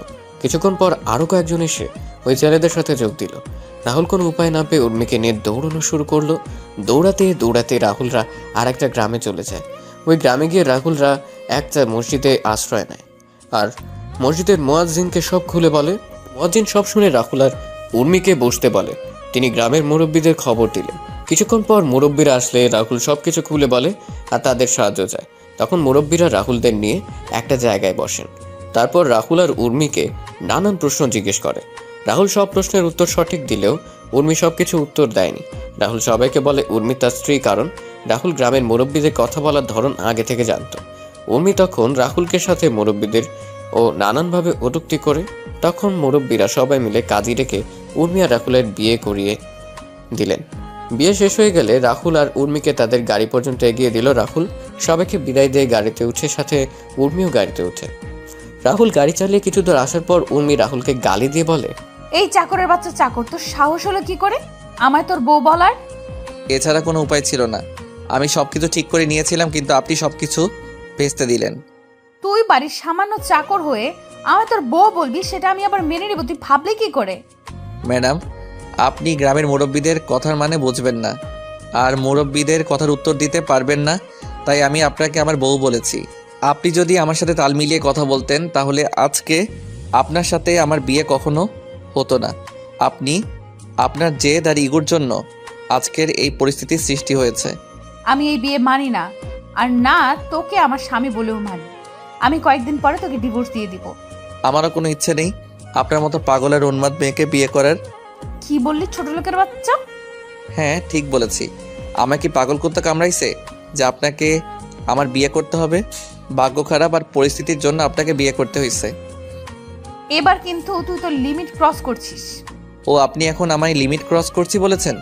সামান্য কয়েকটা কথা বলতে আপনার লিমিট আমি অতিক্রম করে ফেলেছি। আর আপনি যে আমায় ছোটবেলা থেকে অনেক কথা বলেছেন, তাহলে কি আপনি লিমিট ক্রস করেননি? শুনুন ম্যাডাম, মানুষের আসল পরিচয় তার সৌন্দর্য বা টাকা পয়সা নয়, তার আসল পরিচয় হলো তার ব্যবহার, তার চরিত্র দিয়ে। আপনারা বড় লোকরা মানুষকে বিচার করেন টাকা পয়সা দিয়ে, তাই হয়তো কোনো মানুষ আপনাকে ধোঁকা দিবে সেটা বুঝে উঠতে পারেন না। আপনারা মনে করেন টাকা পয়সা থাকলেই আসল সুখ, কিন্তু ম্যাডাম সেটা সত্যি না। সত্যিটা হলো মানুষের ভালো কাজেই একজন মানুষের আসল শান্তি। আপনি যদি রাতের বেলা ঘুমানোর আগে শুয়ে শুয়ে চিন্তা করেন কালকে কত টাকা ইনকাম করব, কালকে কোথায় কোথায় পার্টি করব, তাহলে হয়তো আপনি ঘুমাতে পারবেন, কিন্তু শান্তির ঘুম ঘুমাতে পারবেন না। আবার আপনি যদি চিন্তা করেন আজকের দিনে আপনি কতজন মানুষের সাথে ভালো ব্যবহার করছেন আর কয়েকজন মানুষকে সাহায্য করেছেন, সেটা মনে হলে আলাদা একটা শান্তি নিজের ভিতর অনুভব করবেন, আর তখনই ঘুমটাও শান্তির হবে। রাহুলের কথাগুলো প্রথমে উর্মি ভালো না লাগলেও পরে কেন জানি রাহুলের বলা কথাগুলো শুনতে ভালো লাগছিল। তখন রাহুল আবার বলে ওঠে, ম্যাডাম চিন্তা করবেন না, আজকের বিষয়টা কেউ জানবে না, আর কয়েকদিন পরে আমি ডিভোর্স পেপারে স্বাক্ষর করে আপনাকে দিয়ে দিব। কথা বলতে বলতে রাহুলরা বাসায় চলে আসে। উর্মি গাড়ি থেকে নেমে বাসার ভিতরে চলে যায়। রাহুল গাড়ি পার্কিং করে বাসার ভেতরে প্রবেশ করে। তখন ফুপা বলেন, কোথায় গিয়েছিলি তোরা? ম্যাডাম কি যেন কাজ ছিল, তাই ম্যাডামকে নিয়ে গিয়েছিলাম। সন্ধ্যা পরে কোথাও বের হবে না, গ্রামে সন্ধ্যার পরে কোথাও বের হবে না। গ্রামের পরিবেশ সন্ধ্যার পরেই পাল্টে যায়। আচ্ছা। রাহুল তার রুমে চলে যায়। রাতের খাবার খাওয়ার সময় ফুফু বলেন, উর্মিমা, তোর আমাদের কোনো অসুবিধা হচ্ছে না তো? না ফুফু, আমার কোনো সমস্যা হচ্ছে না। উর্মিমা, তুই চাইলে কালকে সুমির সাথে সুমির কলেজে যেতে পারিস। তাছাড়া রাহুলও সুমিকে নিয়ে সুমির কলেজে যায়। কলেজে গিয়ে তোরও ভালো লাগবে। তোর ফুফু তো তার কাজ নিয়ে বিজি, আমিও আমার অফিস নিয়ে। তুই একা একা বাসায় থাকিস। আপু যাবে না আমার কলেজে, তাই না আপু? আমি তোকে কখন বললাম আমি যাব না কলেজে? তুই না কালকে বললি যাবি না আমার কলেজে। তখন ইচ্ছা হয়নি, এখন আমার ইচ্ছে হয়েছে তাই। রাহুল সোফায় বসে টিভি দেখছে আর খাবার খাচ্ছে। আর এইদিকে উর্মি কালকে কলেজে যাবে শুনে সুমির অনেক রাগ হচ্ছে। সুমির রাগ হচ্ছে তার বাবার উপর, তিনি কেন উর্মিকে তাদের সাথে কলেজে যেতে বলেছেন। সুমি মন খারাপ করে খাবার নাড়াচাড়া করছে। তখন সুমির মা বলেন, কি রে সুমি, খাচ্ছিস না কেন? খাচ্ছি তো। সুমি, তুই কোনো কিছু নিয়ে টেনশন করেছিস? আস্তে আস্তে করে বললাম। তুই তো আমার আসল টেনশনের কারণ আপু। কালকে কলেজে গিয়ে যে তুই কি করবি সেটা নিয়ে আমি টেনশনে আছি রে বোন। কি রে, কিছু বলছিস না যে? কালকের বাসের জন্য অপেক্ষা করছি। কিসের বাস? সেটা তুমি বুঝবে না। তারপর খাবার শেষ করে যে যার যার রুমে চলে যায়। রাহুলও তার রুমে গিয়ে ঘুমিয়ে পড়ে। পরদিন সকালে রাহুল ঘুম থেকে উঠে সকালে নাস্তা শেষ করে মোবাইলে গেম খেলা শুরু করে। এইদিকে উর্মির আর সুমি সকালে নাস্তা শেষ করে নিজেদের রুমে গিয়ে কলেজে যাওয়ার জন্য রেডি হচ্ছে। কিছুক্ষণ পর উর্মি আর সুমি রেডি হয়ে নিচে আসে, আর রাহুলের কোন দিকে নজর নেই। রাহুলের নজর শুধু নিজের মোবাইল স্ক্রিনে। তখন সুমি বলে, এই যে হ্যালো। ব্যস্ত আছি এখন, প্লিজ ডিস্টার্ব করবেন না, তাহলে তো খারাপ হয়ে যাবে। চুপচাপ কর, না হলে তোর। রাহুলের কোনো দিকে খেয়াল নেই, সে শুধু তার গেম নিয়ে ব্যস্ত। সুমি কোনো উপায় না পেয়ে তখন রাহুলকে জোরে ধাক্কা মারে। সুমির ধাক্কায় রাহুলের জ্ঞান ফিরে। তখন রাহুল সামনে তাকিয়ে দেখতে পায় উর্মি আর সুমি দাঁড়িয়ে আছে। রাহুল ফোন রেখে তাড়াতাড়ি করে গাড়ির কাছে চলে যায়। রাহুলের পিছন পিছন উর্মি আর সুমি গাড়ির কাছে চলে আসে। রাহুল দরজা খুলে দিলে উর্মি পিছনের সিটে গিয়ে বসে, আর সুমি রাহুলের পাশের সিটে গিয়ে বসে। রাহুল গাড়ি চালানো শুরু করলো। কিছুক্ষণ পর সুমির কলেজে পৌঁছে গেল। সুমি গাড়ি থেকে নেমে উর্মিকে বলে, আপু চল। চল। রাহুলকে উদ্দেশ্য করে বললাম, কি হলো তুমিও আসো? উর্মি ম্যাডামকে দেখে আমি সুমিকে বললাম, না আপনারা যান, আমি এখানে আছি। আর কোনো কিছুর দরকার হলে আমাকে বলবেন, আমি পৌঁছে যাব। বললাম না আসার জন্য। না, আপনারা যান। এই সুমি, ওকে এত করে বলছিস কেন? ও চাকর, ও গাড়ির কাছে থাকুক, ওকে কেন ডাকছিস তুই? আপু, ও তোদের চাকর, কিন্তু আমাদের জন্য ও আমাদের অতিথি। তাই অন্তত তুই আমার কলেজে ওকে চাকর বা অন্য কিছু না বললে খুশি হব। আর কলেজের সবাই বাবাকে সম্মান করে, তাই কলেজের সবার সামনে এমন কোনো আচরণ করিস না যার জন্য বাবার সম্মানহানি না হয়। ওর জন্য তোর এত দরদ কিসের? মানুষ হয়ে মানুষের জন্য দরদ থাকাটা কি স্বাভাবিক নয় আপু? দেখ, আমি ওদের কথা শুনে বুঝতে পারলাম এদের যদি থামানো না হয় তাহলে দুই বোনের মাঝে ঝগড়া চুল ছিঁড়াছিঁড়ি হতে পারে। তখন বললাম, আমি গাড়িতে আছি, আপনারা আসুন। আর গাড়িতে গ্যাস নেই, আমি বরং গ্যাস নিয়ে আসি। এই বলে আমি সেখান থেকে চলে এলাম। রাহুল গাড়িতে এসে আবার গেম খেলা শুরু করলো। আর এইদিকে সুমি আর উর্মি ক্যাম্পাসে গিয়ে বসে। সুমি তার বন্ধু আর বান্ধবীদের সাথে উর্মির পরিচয় করিয়ে দিল। তারপর সবাই মিলে কিছুক্ষণ আড্ডা দিয়ে ক্লাসে চলে যায়। সকল ক্লাস শেষ করে সুমিরা আবার আড্ডা দেওয়া শুরু করে। কিছুক্ষণ পর সবাই যার যার বাসায় চলে যায়। সুমি আর উর্মি এসে দেখতে পায় রাহুল গেম খেলছে। তখন সুমি রাহুলের হাত থেকে মোবাইল নিয়ে নেয়। হঠাৎ করে কেউ আমার হাত থেকে মোবাইলটা নিয়ে নিল। খেলার মাঝে এমনটা করলে বলেন তো কেমনটা লাগে? তা আবার যদি প্রিয় গেমস COD হয় তাহলে তো কোনো কথাই নেই। আমি বিরক্ত নিয়ে তাকালাম পাশে। আমি তখন দেখলাম সুমি আর ম্যাডাম দাঁড়িয়ে আছে। আমি গাড়ি থেকে নেমে তাড়াতাড়ি করে গাড়ির দরজা খুলে দিলাম। ওনারা গাড়িতে বসলে আমি আবার গাড়ি চালানো শুরু করলাম। 40 মিনিট পরে সবাই বাসা থেকে এসে পৌঁছে যায়। দুপুরের খাবার খেয়ে যে যার যার রুমে গিয়ে ঘুমিয়ে পড়ে।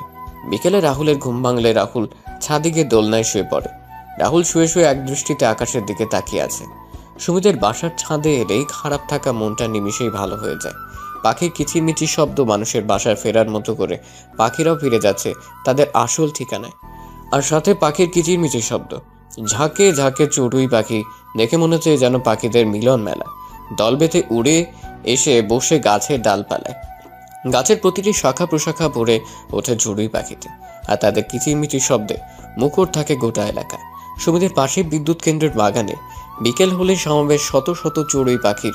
সারাদিন এই স্থানটি ফাঁকা থাকে, তবে বিকেল হলে শুরু হয় পাখিদের আনাগোনা। ঝাঁকে ঝাঁকে চড়ুই পাখি এসে বসতে থাকে পল্লী বিদ্যুৎ সংলগ্ন আশপাশের গাছপালাগুলোতে। সন্ধ্যার আগ মুহূর্ত পর্যন্ত হাজার হাজার পাখি এসে জড়ো হয় এলাকাটিতে। পাখিদের কলকাকলিতে মুখর হয়ে ওঠে পুরো এলাকা। এ সময় এক অপূর্ব পরিবেশের সৃষ্টি হয়। তখনই রাহুল কারো ছাদের আসার শব্দ শুনতে পায়। তখন রাহুল তাকিয়ে দেখে সুমি আর উর্মি ছাদে আসছে। রাহুল সেটা দেখেও না দেখার ভান করে শুয়ে পড়ে। শুয়ে শুয়ে পাখিদের আনাগোনা দেখছে। তখন উর্মি সুমিকে বলে, দেখ কেমন করে শুয়ে আছে। ও শুয়ে আছে, তাতে তোর কি আপু? আমরা এখানে আসছি সেটা কি ও চোখে দেখতে পাচ্ছে না? আচ্ছা আপু, তুই আমায় একটা কথা বলবি? কি কথা বল। রাহুল কি ছোট থেকে আজ পর্যন্ত তোর সাথে কখনো খারাপ ব্যবহার করেছে? তুই রাহুলকে সবার সামনে অনেক বাজেভাবে অপমান করিস, তারপরেও রাহুল তোকে কিছু বলেছে কি? চাকর হয়ে বলবে কি? আপু, ও চাকর হলে ও কিন্তু আমাদেরও মানুষ। আচ্ছা আপু, আজকে যদি রাহুল চাকর না হয়ে কোনো ধনী ছেলে হতো, আর তুই যদি রাহুলের জায়গায় থাকতি, তাহলে তুই যেভাবে রাহুলকে আঘাত করিস, তাকে অনেক বাজেভাবে সবার সামনে টিজ করিস, সেগুলো রাহুল যদি তোর সাথে করতো, তাহলে তুই কি সেগুলো সহ্য করে নিতি? আপু, আমরা যেমন কষ্ট পেলে সেগুলো সহজেই প্রকাশ করতে পারি, কিন্তু রাহুল কষ্টগুলো সহজেই প্রকাশ করতে পারে না। রাহুল তার মনের কষ্টগুলো নিজের মাঝে জমিয়ে রাখে। জানিস তো আপু, মানুষ যখন তার নিজের কষ্টগুলো কারোর সাথে শেয়ার করতে পারে না, তখন আকাশের দিকে তাকিয়ে সেই কষ্টগুলো শেয়ার করে। আপু, তারপরেও যদি তুই চাস, তাহলে আমি রাহুলকে এখান থেকে তুলে দিচ্ছি। সুমির কথাগুলো শুনে কেন জানি উর্মি মনে কিছুটা মায়া হলো রাহুলের জন্য। তখন উর্মি রাহুলের চেহারার দিকে তাকালো। আসলে রাহুলের চেহারায় কষ্টের ছাপ। তখন উর্মি মনে মনে বলে, সত্যি তো, ওর চেহারায় কষ্টের ছাপ স্পষ্ট। না, আমার ওর সাথে এমনটা করা ঠিক হয়নি। সত্যি তো, আমি কষ্ট পেলে আমার কষ্টগুলো বাবা মা বা পরিবারের সাথে শেয়ার করতে পারি, কিন্তু রাহুলের তো কোনো পরিবার নেই যে তার কষ্টগুলো কারোর সাথে শেয়ার করবে। আমার শত অপমান সহ্য করেও আমায় কোনো একটা কটু কথা বলেনি, কিন্তু রাহুলকে দেখলেই কেন জানি অনেক রাগ হয়। নিজের রাগটাকে কেন জানি কন্ট্রোল করতে পারি না। না, সামনে থেকে ওর সাথে আর এমন করব না। এইদিকে সুমি তাকিয়ে দেখতে পায় উর্মি রাহুলের দিকে তাকিয়ে আছে। তখন সুমি উর্মিকে ধাক্কা দিয়ে বলে, আচ্ছা আপু, তুই দাঁড়া, আমি রাহুলকে তুলে দিচ্ছি দোলনা থেকে। সুমিকে আটকিয়ে দিয়ে বললাম, না লাগবে না, চল নিচে চল, ও ওর মতো থাকুক। চলো ফুফু আর ফুফার সাথে কথা বলি গিয়ে। সুমি উর্মির কথা শুনে একটা মুচকি হাসি দিল। উর্মি সুমিকে আর কোনো কথা বলার সুযোগ না দিয়ে নিচে চলে যায়। সন্ধ্যাবেলা রাহুল ছাদ থেকে নেমে নিচে চলে যায়। সন্ধ্যাবেলা সবাই একসাথে বসে নাস্তা করছে, কিন্তু রাহুলকে দেখে মনে হচ্ছে রাহুল কিছু নিয়ে টেনশনে আছে। তখন ফুফু রাহুলকে বললেন, কি রে রাহুল, কি হয়েছে তোর? তুই এত চুপচাপ বসে আছিস যে, আর কাকে কল দিচ্ছিস বারবার? ফুফুর কথা শুনে সবাই রাহুলের দিকে তাকায়। তখন ফুফা রাহুলকে প্রশ্ন করেন, কি রে রাহুল, কি হয়েছে? কিছু সমস্যা হয়েছে কি? ফুপা, মনে হচ্ছে কিছু একটা সমস্যা হয়েছে। কি সমস্যা? বাড়িতে কল দিচ্ছি কিন্তু কেউ কল রিসিভ করছে না, সবার ফোন বন্ধ দেখাচ্ছে। ওরা চিন্তা করিস না, সব ঠিক হয়ে যাবে। সবাই হয়তো কোনো কাজে ব্যস্ত আছে, তাই ফোন ধরছে না। রাহুলের কথা শুনে উর্মি কল দিল তার বাবা মা চাচা চাচির নাম্বারে, কিন্তু সবার ফোন বন্ধ দেখাচ্ছে। তখন উর্মি বলে, ফুফাও তো ঠিকই বলছে, সবার ফোন বন্ধ, আমি এখন কল দিয়েছিলাম। ফুপা, আমার মনে হয় একবার বাড়িতে যাওয়া আমার উচিত হবে। আরে চিন্তা করিস না, রাতে কোনো কাজে ব্যস্ত আছে হয়তো, তাই ধরছে না। আর কালকে কথা হয়েছিল আমার ভাইয়ের সাথে, ভাই বললো আজকে কি যেন একটা বড় ডিল হবে, তাই সবাই ওই কাজে বিজি এখন, তাই হয়তো কল ধরছে না। চিন্তা করিস না, হাতের কাজ শেষ হলে তোদের সাথে যোগাযোগ করবে। আরে তোরা খাওয়া দাওয়া কর শান্তিতে। রাহুলের কেমন জানি টেনশন হচ্ছে। রাহুল একের পর এক কল দিয়ে যাচ্ছে, কিন্তু ফোন বন্ধ আসছে। রাতের খাবার খেয়ে সবাই ঘুমিয়ে পড়ে। পরের দিন সকালে রাহুল সুমিকে নিয়ে কলেজে যায়। কলেজ থেকে ফেরার পথে সুমি রাহুলকে গাড়ি থামানোর জন্য বলে, কি হলো? এভাবে গাড়ি থামানোর মানে কি? তোমার সাথে আমার কথা আছে। তোর মতো পিচ্চির আবার কি কথা? আরে আমার কথা শুনবে না? আমায় রাগাবে? আচ্ছা বল, কি বলবি? I think. তুমি চিন্তা করো। আরে আরে, আমার পুরো কথাটা তো শুনবে। জি বলেন, কি বলবেন? আমি মনে করি আমি তো। রাহুল গাড়ি থামিয়ে বলে। সুমি আর কিছু বলার আগে রাহুলের ফোন বেজে ওঠে। রাহুল সুমিকে থামিয়ে ফোন বের করে দেখতে পায় একটা অপরিচিত নাম্বার থেকে কল আসছে। অপরিচিত নাম্বার দেখে রাহুল কল রিসিভ করেনি, কিন্তু কয়েকবার রিং হওয়ার পর রাহুল ফোন রিসিভ করে বলে, হ্যালো, কে বলেছেন? রাহুলের প্রশ্ন শুনে ওপাশ থেকে কি উত্তর আসলো সেটা শোনা যায়নি, তবে রাহুল যা শুনলো সেটা শুনে রাহুল কিছু বলবে তার শক্তি বোধ হয় রাহুলের শরীরে নেই। কিছু বলার আগে রাহুল যা শুনতে পায় তাতে করে রাহুল মাথায় যেন আকাশ ভেঙে পড়ে। রাহুল মাথায় হাত দিয়ে বসে পড়ে মাটিতে। তখন সুমি রাহুলের কাছে এসে রাহুলের ফোন হাতে নিয়ে বলে, হ্যালো, কে? হ্যালো, কি হলো, কথা বলছেন না যে? ওপাশ থেকে কোনো কথা বলছে না, শুধু চাপা কান্নার আওয়াজ ভেসে আসছে। তারপরেও ফোনটা কেটে দিল। রাহুলের কাছে গিয়ে রাহুলকে বললাম, কি হলো, হঠাৎ করে বসে পড়লে কেন? আর কে কল দিয়েছিল? কি বললো ফোন দিয়ে? রাহুল কোনো কথা বলছে না, মাথায় হাত দিয়ে নিচু হয়ে বসে আছে। সুমি একের পর এক প্রশ্ন করে যাচ্ছে, কিন্তু রাহুল কিছু বলছে না। হঠাৎ করে রাহুল বসা থেকে দাঁড়িয়ে যায়। তখন রাহুল বলে, এখন আমায় বাসায় যেতে হবে। কেন? সবকিছু ডিটেলসে বলা যাবে না। কিন্তু তুমি না বললে কি বলবে আমায়? কিছু না, বাইকে ওঠো। না, তুমি আগে বলো আমায় কি বলতে চেয়েছিলে। সুমি প্লিজ দয়া করে বাইকে উঠো, আমায় এখন বাসায় যাওয়া লাগবে। না বলছি তো না। তাহলে থাকো তুমি। এই বলে আমি বাইক চালিয়ে বাসায় চলে এলাম। বাসায় এসে ম্যাডামকে ডাকতে ডাকতে লাগলাম, ম্যাডাম ম্যাডাম ম্যাডাম। উর্মি রুমে বসে কানে হেডফোন গুঁজে গান শুনছিল, যার কারণে রাহুলের চিৎকার শুনতেও পাচ্ছিল না। তখন রান্নাঘর থেকে ফুফু বের হয়ে এসে বলেন, কি রে রাহুল, এভাবে চিৎকার করছিস কেন? কি হয়েছে তোর? এত কিছু বলার সময় নেই, আমাদের এখন বের হতে হবে। বের হবি মানে? ফুপু পরে সব বলবো। ম্যাডাম কোথায়? উর্মি তো ওর রুমে আছে। রাহুল তাড়াতাড়ি করে সিঁড়ি বেয়ে উর্মির রুমে গিয়ে দরজা নক না করে উর্মির রুমে ঢুকে পড়ে। রাহুল রুমে ঢুকে দেখতে পায় উর্মি কানে হেডফোন লাগিয়ে উল্টো হয়ে শুয়ে আছে। তখন রাহুল গিয়ে উর্মির কান থেকে হেডফোন খুলে দিল। তখন উর্মি বিরক্তিকর ভাব নিয়ে তাকালো। উর্মি রাহুলকে দেখে রেগে বলে, ছোট লোকের বাচ্চা, তো সাহস হলো কি করে আমার রুমে ঢুকে আবার আমার কান থেকে হেডফোন খুলে নিস? সরি ম্যাডাম, আপনাকে আমি নিচে থেকে অনেক ডাকছিলাম, কিন্তু আপনি শুনতে পাননি, তাই আমি রুমে এসে হেডফোন খুলতে বাধ্য হই। তুই বেশি কথা বলছিস কেন? তোকে কি আমি সাফাই দিতে বলছি? এখন বল কি হয়েছে? আমাদের এখান থেকে বেরোতে হবে। কেন? সেটা গেলেই জানতে পারবেন। আমি যাব না, আমি আরো কয়েকদিন থাকবো এখানে। প্লিজ ম্যাডাম চলুন, আমি আপনার পায়ে পড়ি। Please madam, please. চুপচাপ রুম থেকে বের হ বলছি, না হলে তোকে। এবার আর নিজের রাগটা সামলাতে পারলাম না। তখন বললাম, না হলে কি করবি তুই? ছোটবেলা থেকেই তো আমায় অপমান করে আসছিস, আর এখন নতুন কি করবি তুই? ছোট লোকের বাচ্চা, তুই তুই আমায় তুই করে কথা বলছিস? তোকে তো আমি। উর্মি যেই রাহুলকে মারার জন্য হাত তুলল, তখন রাহুল উর্মি গালে ঠাস ঠাস করে দুটো থাপ্পড় দিয়ে দিল। উর্মি থাপ্পড়গুলো খেয়ে অবাক হয়ে রাহুলের দিকে তাকিয়ে আছে। তখন রাহুল বলে, কোনো কথা না বলে চুপচাপ গাড়িতে গিয়ে বসেন। কুত্তার বাচ্চা, তুই আমায় থাপ্পড় মারলি, দেখ আমি তোর কি অবস্থা করি। রাহুল উর্মির হাত ধরে উর্মিকে নিয়ে সিঁড়ি বেয়ে নিচে এসে উর্মিকে গাড়িতে বসিয়ে রাহুলও গাড়িতে বসে পড়ে। রাহুল গাড়ি স্টার্ট দিল। এদিকে রাহুল আর উর্মির যাওয়ার দিকে অবাক হয়ে তাকিয়ে আছেন ফুপু। ফুপুর ঘোর কাটে সুমির ধাক্কা দেওয়াতে। তখন সুমি তার মাকে বলে, মা কি হলো, তুমি এখানে কি করছো? রাহুল হঠাৎ করে বাসায় এসে উর্মিকে জোর করে গাড়িতে তুলে নিয়ে চলে গেল। ওরা চলে গেল আর তুমি ওদের আটকাতে পারলে না? রাহুল তো কোনো কথা বলার সুযোগই দিল না। ধুর, তুমি যে কি করো? কথাটা বলে সুমি ঘরের ভিতরে ঢুকে সোফায় বসে রাহুলের নাম্বারে কল দিল, কিন্তু রাহুল বারবার ফোন কেটে দিচ্ছে। এদিকে উর্মি রাহুলকে নানা রকমের কথা বলে গালি দিচ্ছিল, কিন্তু রাহুল সেগুলো কানে নিচ্ছিল না। রাহুল গাড়ি বেপরা গতিতে চালাতে শুরু করলে তখন রাহুলকে উর্মি বলে, ছোট লোকের বাচ্চা, কি করছিস কি? গাড়ি এভাবে চালাচ্ছিস কেন? গাড়ির কোনো ক্ষতি হলে তোর অবস্থাও কিন্তু খারাপ হয়ে যাবে। অবশ্য তোর আজকে এমন অবস্থা করব সেটা তুই কল্পনাও করতে পারবি না। আমার গায়ে হাত তোলা, তাই না? তুই বুঝবি এই উর্মি চৌধুরী কি জিনিস। উর্মি ম্যাডাম পাগলের মতো তার প্রলাপ করেই যাচ্ছেন। আমি সেদিকে মনোযোগ না দিয়ে আমি চিন্তা করছি ফোনে আসার খবরটা যেন সত্যি না হয়। আমরা বাসায় পৌঁছাতে পৌঁছাতে বোধহয় অনেক লেট করে ফেলেছি। আমরা বাসায় এসে দেখতে পেলাম সবাই বাসার বাগানে বসে আছে। আমি গাড়ি থেকে সবার কাছে গিয়ে ছোট আব্বুকে বললাম, ছোট আব্বু তোমরা এখানে? বাবারে, আমাদের সব কিছু কেড়ে নিয়েছে ও। কে ছোট আব্বু? আমরা ওকে নিজের ছেলের মতো মনে করতাম, কিন্তু ও যে আমাদের পিছন দিয়ে চোরের মতো ছুরি মেরে দিল, এটা হয়তো আমাদের কপালে লেখা ছিল।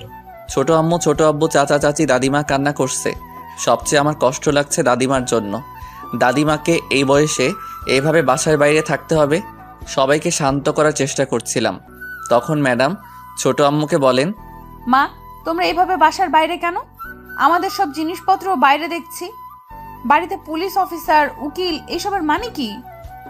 যাও, তোমার ভালোবাসার মানুষকে গিয়ে সেটা জিজ্ঞেস করো। মানে? আমি তোকে আগে বলেছিলাম একে বিশ্বাস করিস না।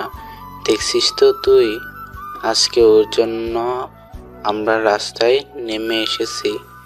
আমি বলছি, চুপ থাক তুই। আজকে ছোট আব্বুরা কার জন্য রাস্তায় এসে নেমেছে সেটা আপনি জানেন? বলছি না চুপ। তুই কি বললি? আর কে আছে এর পেছনে? আপনার হবু স্বামী, আপনার বয়ফ্রেন্ড জয়। রাহুলের কলার চেপে ধরে বললাম, জয়কে নিয়ে একদম মিথ্যা কথা বললাম, তোকে খুন করে ফেলবো। তুই বাড়ির চাকর, বাড়ির চাকরের মতো থাকবি, আমাদের কথার মাঝে কথা বলতে আসবি না একদম। তখন জয় বাসা থেকে বের হয়ে আসে। জয় এসে উর্মিকে উদ্দেশ্য করে বলে, জানো রাহুল সত্যি বলছে এসব। রাহুলের সামনে থেকে জয়ের সামনে গিয়ে বললাম, কি বলছো কি তুমি এইসব? হ্যাঁ জানো, তুমি যা শুনেছো সেটাই সত্যি। এই বাড়ি গাড়ি সেই সম্পত্তি হাতিয়ে নেওয়ার জন্য আমি অনেক কিছু করেছি, আর ফাইনালি আমি আমার প্ল্যানে জয়ী হলাম। জয়, মজা করার সময় এটা না। আরে আমি মজা করছি না তো, আমি সিরিয়াসলি বলছি উর্মি জানেমান, এই সম্পত্তি হাতিয়ে নেওয়ার জন্য আমি তোমার সাথে ভালোবাসার নাটক করি, তোমার পিছনে কুত্তর মতো ঘুরে বেরিয়েছি। আস্তে আস্তে তোমার থেকে সকল ইনফরমেশন কালেক্ট করে তারপর আমি আমার কাজে নেমে পড়ি। আর এখন তোমরা তোমাদের বাড়ির বাইরে। Now get lost my home and get lost my life. ও হ্যাঁ, তোমায় একজনের সাথে পরিচয় করিয়ে দিতে ভুলে গেছি, একটু দাঁড়াও। Liza, Liza, meet my wife Liza. জয়ের কথাগুলো শুনে উর্মির চোখ যেন অমাবস্যার অন্ধকারে নেমে এলো। উর্মি জয়ের কলার চেপে ধরে বলে, এই কুত্তার বাচ্চা, তুই আমায় এভাবে ঠকালি কেন? জয় ঠাস ঠাস করে দুটো থাপ্পড় উর্মির গালে বসিয়ে দিয়ে বলে, তোর মতো নষ্টা আর অহংকারী মেয়েকে কাজে ব্যবহার করা যায়, কিন্তু ভালোবাসা যায় না। আর এই জয়ের রুচি এতটাও খারাপ হয়ে যায়নি যে তোর মতো একটা বাজারি মেয়েকে ভালোবাসবো। তুই ছিলি আমার দাবার চালের এক কোটি, তোকে দিয়েই আমি গেমটা জিতে নিলাম। গেম শেষ, সাথে তুইও। এখন সসম্মানে আমার বাড়ি থেকে বের হয়ে যাও, না হলে ঘাড় ধাক্কা দিয়ে বের করে দেব। রাহুল যখন সবাইকে নিয়ে চলে আসছিল তখন জয় রাহুলকে উদ্দেশ্য করে বলে, কি রে রাহুল, তুই এদের নিয়ে কোথায় যাচ্ছিস? তুই চাইলে থাকতে পারিস আমাদের সাথে, আমরা ওদের মতো এত পশু না যে তোর সাথে খারাপ ব্যবহার করব। হালকা হেসে বললাম, আমি আপনার মতো বেইমানও না যে যেই বিছানায় ঘুমাবো আবার সেই বিছানায় ভেঙেও ফেলবো। জয় সাহেব চাকর হতে পারি, তবে মালিকের সাথে কোনো সময়ই বেইমানি করব না। তবে খুব তাড়াতাড়ি দেখা হবে আপনার সাথে। জায়গা এটা থাকবে, বাড়িও এটা থাকবে, তফাৎ শুধু হবে আমি বাড়ির মালিক আর আপনি রাস্তার কুত্তা হবেন। কথাটি বলে রাহুল সবাইকে নিয়ে চলে আসে ওই বাসা থেকে। রাহুল সবাইকে নিয়ে একটা বাগানের পাশে বসে। তখন রাহুল সবাইকে উদ্দেশ্য করে বলে, ছোট আব্বু, চাচা, এসব হলো কি করে? আমরা কিছুই বলতে পারছি না। আজ সকালে হঠাৎ করে নোটিশ আসে বাসা ছেড়ে দেওয়ার জন্য, আর কালকে আমাদের হাত থেকে সব কন্ট্রাক্ট বের হয়ে যায়। যে কন্ট্রাক্টের জন্য ব্যাংক থেকে টাকা নিয়েছিলাম সেটা জমা দেওয়ার তারিখ কালকে চলে গেছে। আমি তো কখনো বিশ্বাস করতে পারি নাই জয় এমন করবে। ছোট আব্বু আর চাচা, তোমরা পুরনো কথা ভুলে যাও, আমাদেরও নতুন করে আবার শুরু করতে হবে। কিন্তু নতুন করে শুরু করতে হলে তো অনেক টাকা দরকার। সেসব চিন্তা পরে করা যাবে, আগে দাদিমাকে নিয়ে চলো ফুপাদের বাড়িতে। আর ছোট আব্বু আর চাচা, তোমরা সেখানে কয়েকটা দিন থাকতে হবে, আর আমি আবার সিলেটে ফিরে আসব। কেন? কাজ আছে ছোট আম্মু। তারপর রাহুল একটা গাড়ি ঠিক করে সবাইকে নিয়ে আবার ফুপাদের বাড়ির উদ্দেশ্যে রওনা দিল। 3 ঘন্টা পর সবাই ফুপাদের বাসায় পৌঁছে গেল। ফুপু সবাইকে দেখে তো অনেক খুশি। তারপর সবাই মিলে ভেতরে গিয়ে বসতেন আর রাহুল তার রুমে চলে যায়। এদিকে সুমি ও রাহুলের রুমে আসে। সুমি এসে দেখতে পায় রাহুল তার জামা কাপড় সব গুছিয়ে নিচ্ছে। তখন সুমি রাহুলকে বলে, কি ব্যাপার, তুমি কাপড় গুছাচ্ছ কেন? চলে যাব তাই। মানে? যা শুনেছো সেটাই। আমি আর কোনো কথা না বলে ব্যাগ নিয়ে নিচে চলে এলাম। আমায় নিচে নামতে দেখে ছোট আব্বু বললেন, কি রে, কোথায় যাচ্ছিস তুই? কাজে। কিসের কাজে আর কোথায় যাচ্ছিস? চট্টগ্রামে যাচ্ছি। দাদু ভাই, আমাদের ছেড়ে যাবি তুই? দাদিমা, যদি তোমাদের জন্য ভালো কিছু করতে পারি তাহলে হয়তো ফিরে আসব, না হলে আসা হবে না। দাদু ভাই, কি বলছিস তুই? তোর কথার মানে কিছু বুঝতে পারছি না আমি। কথাগুলো বলে চোখের জল মুছে নিলাম। ছোট আম্মু, তোমরা হয়তো জানো আমি কি বলছি। ভালো থেকো সবাই। আর যদি সৃষ্টিকর্তার কৃপায় হয় আর কিছু করতে পারি তাহলে হয়তো আবার দেখা হবে। দিব এক থাপ্পড়। তুই কি থেকে কি শুনেছিস আর সেটা নিয়ে এসব চিন্তা করছিস? আর এইগুলো চিকিৎসা করলে ভালো হয়ে যায়। তুই এ নিয়ে চিন্তা করিস না, তুই ভালো হয়ে যাবি একদম। হয়তোবা তার উল্টোটা হতে পারে। ছোট আব্বু, চাচা আর চাচি, তোমাদের অনেক মনে পড়বে, আর খুব তাড়াতাড়ি তোমাদের সবকিছু আশা করি ফিরিয়ে দিতে পারবো। এখন আসি আমি, ভালো থেকো সবাই। রাহুল কথাটা বলে একবার সবার দিকে তাকিয়ে হাঁটা দিল। কি যেন মনে করে আবার দাঁড়িয়ে পড়ে। রাহুল পেছন ফিরে সুমির সামনে এসে বলে, সুমি, ভালো করে পড়ালেখা করিস, তোকে অনেক বড় একজন ডাক্তার হতে হবে। আর ভালো কাউকে দেখে বিয়ে করে নিস। আর আমায় নিয়ে উল্টাপাল্টা চিন্তা করা বন্ধ কর। তোর সামনে একটা উজ্জ্বল ভবিষ্যৎ দাঁড়িয়ে আছে। ফুপু আর ফুপা তোর থেকে অনেক ভালো কিছু আশা করে, তুই তাদের সে আশাটুকু এভাবে শেষ করে দিস না। রাহুলের কথা শুনে সুমি এবার কান্না করে দিল। রাহুল যখন দুপুরে চলে যায় তখনও সুমি অনেক কান্না করেছিল। সুমি কান্না মিশ্রিত স্বরে বলে, তুমি হঠাৎ করে এই ধরনের কথা বলছো কেন? আর আমি কি বলছি তুই ভালো করে সেটা বুঝতে পারছো। আশা করি তুই আমার ইচ্ছেটা পূরণ করবি। রাহুল এবার উর্মির সামনে গিয়ে বলল, ম্যাডাম, আজকে ঘটনার জন্য আমি দুঃখিত। আমি জানি আপনার উপর এভাবে হাত তোলা আমার ঠিক হয়নি। আমি চাইলে সেই থাপ্পড়গুলো আমায় ফিরিয়ে দিতে পারেন, আমি কিছু বলবো না। উর্মি এত সময় সবার কথা শুনছিল আর সবার মুখের দিকে তাকাচ্ছিল। রাহুলের কথা শুনে রাগ হলেও কেন জানি উর্মি আজকে রাহুলের কথাগুলো শুনতে বেশ খারাপ লাগছে। তখন উর্মি বলে, যা, ক্ষমা করে দিলাম। রাহুল বেরিয়ে পড়ে বাসা থেকে। তারপর রাহুল একটা বাসে উঠে পড়ে লক্ষ্য চট্টগ্রাম যাওয়া। কিছুক্ষণ পর বাস চলা শুরু করলো চট্টগ্রামের উদ্দেশ্যে। পরের দিন সকালে বাস পৌঁছে যায় চট্টগ্রামে। রাহুল বাস থেকে নেমে একটা অফিসের উদ্দেশ্যে একটা সিএনজি নিয়ে রওনা দিল। কিছুক্ষণ সিএনজি এসে থামে একটা অফিসের সামনে। রাহুল ভাড়া মিটে অফিসের দিকে হাঁটা দিল। তখন দারোয়ান রাহুলের পথ আটকে দাঁড়ালো। দারোয়ান রাহুলকে বলে, কোথায় যাবেন আপনি? আপনার বসের সাথে দেখা করব। স্যারের সাথে দেখা করার জন্য অ্যাপয়েন্টমেন্ট নিতে হবে। না। তাহলে আজকে আপনি স্যারের সাথে দেখা করতে পারবেন না। আচ্ছা, আপনি কাগজটা আপনার স্যারের কাছে দিলেই উনি আমায় চিনতে পারবেন। আচ্ছা। রাহুলকে বসিয়ে রেখে দারোয়ান রাহুলের দেওয়া কাগজটা নিয়ে ভেতরে চলে গেল। দারোয়ান তার স্যারের কাছ থেকে অনুমতি নিয়ে তার রুমে প্রবেশ করে। তখন দারোয়ান তার স্যারকে উদ্দেশ্য করে বলে, স্যার, একটা লোক আপনার সাথে দেখা করতে চায়, কিন্তু উনি আচ্ছা অ্যাপয়েন্টমেন্ট নিয়ে আসেননি। চাচা, তাহলে বলে দাও আমি বিজি কিন্তু স্যার, এই কাগজটা দিয়ে বললেন এই কাগজটা দেখলে আপনি ওনাকে চিনতে পারবেন। আছি। আচ্ছা, দাও দেখি কাগজটা। কাগজটা পড়ে অফিসের বস দারোয়ানকে উদ্দেশ্য করে বলল, চাচা, কোথায় আছেন এখন রাহুল? রাহুলকে এই চিঠিটা যে দিয়ে গেছে সে কোথায় এখন? স্যার, ওনাকে আমি ওয়েটিং রুমে বসিয়ে আসছি। আচ্ছা, চলো। তারপর দারোয়ান আর বস মিলে ওয়েটিং রুমে এসে দেখতে পায় রাহুল বসে আছে। তখন বস রাহুলকে গিয়ে জড়িয়ে ধরে বলে, বন্ধু রাহুল, তুই কেমন আছিস? আমি ভালো আছি রে সুফিয়ান, তুই কেমন আছিস? ভালোই আছে। তোর এমন অবস্থা কেন? চাকরের অবস্থা কেমন হবে আর? আরে শালা, আবারও একই কথা বলিস? তুই কি আর এই কথাগুলো ছাড়া অন্য কথাগুলো বলতে পারিস না? যা সত্যি তাই বললাম। চল আমার রুমে, কতদিন পরে তোর সাথে দেখা। আর দারোয়ান চাচা, তুমি 2টা ঠান্ডা পাঠিয়ে দিও আমার রুমে, বল। আচ্ছা। রাহুল আর সুফিয়ান তার রুমে এসে বসে। কিছুক্ষণ পর অফিসের একটা ছেলে এসে রাহুল আর সুফিয়ানকে ঠান্ডা দিয়ে যায়। সুফিয়ান তখন রাহুলকে বলে, বন্ধু, এবার তোর কি খবর? ভালো আছি, তুই কেমন আছিস? ভালো আছি বন্ধু। আজকের এই ভালো থাকার পেছনে সব অবদান তোর বন্ধু। আজকের এই ভালো থাকার পেছনে সব অবদান তোর বন্ধু। তুই যদি ওই দিন আমায় সাহায্য না করতে, তাহলে আমি কখনো ভালো থাকতে পারতাম না, আর এই পজিশনে আসতেও পারতাম না। আরে শালা, তুই আমার বন্ধু, আমি তোকে সাহায্য করব না তো কাকে করব বল? তোর মতো বন্ধু পাওয়া ভাগ্যের ব্যাপার।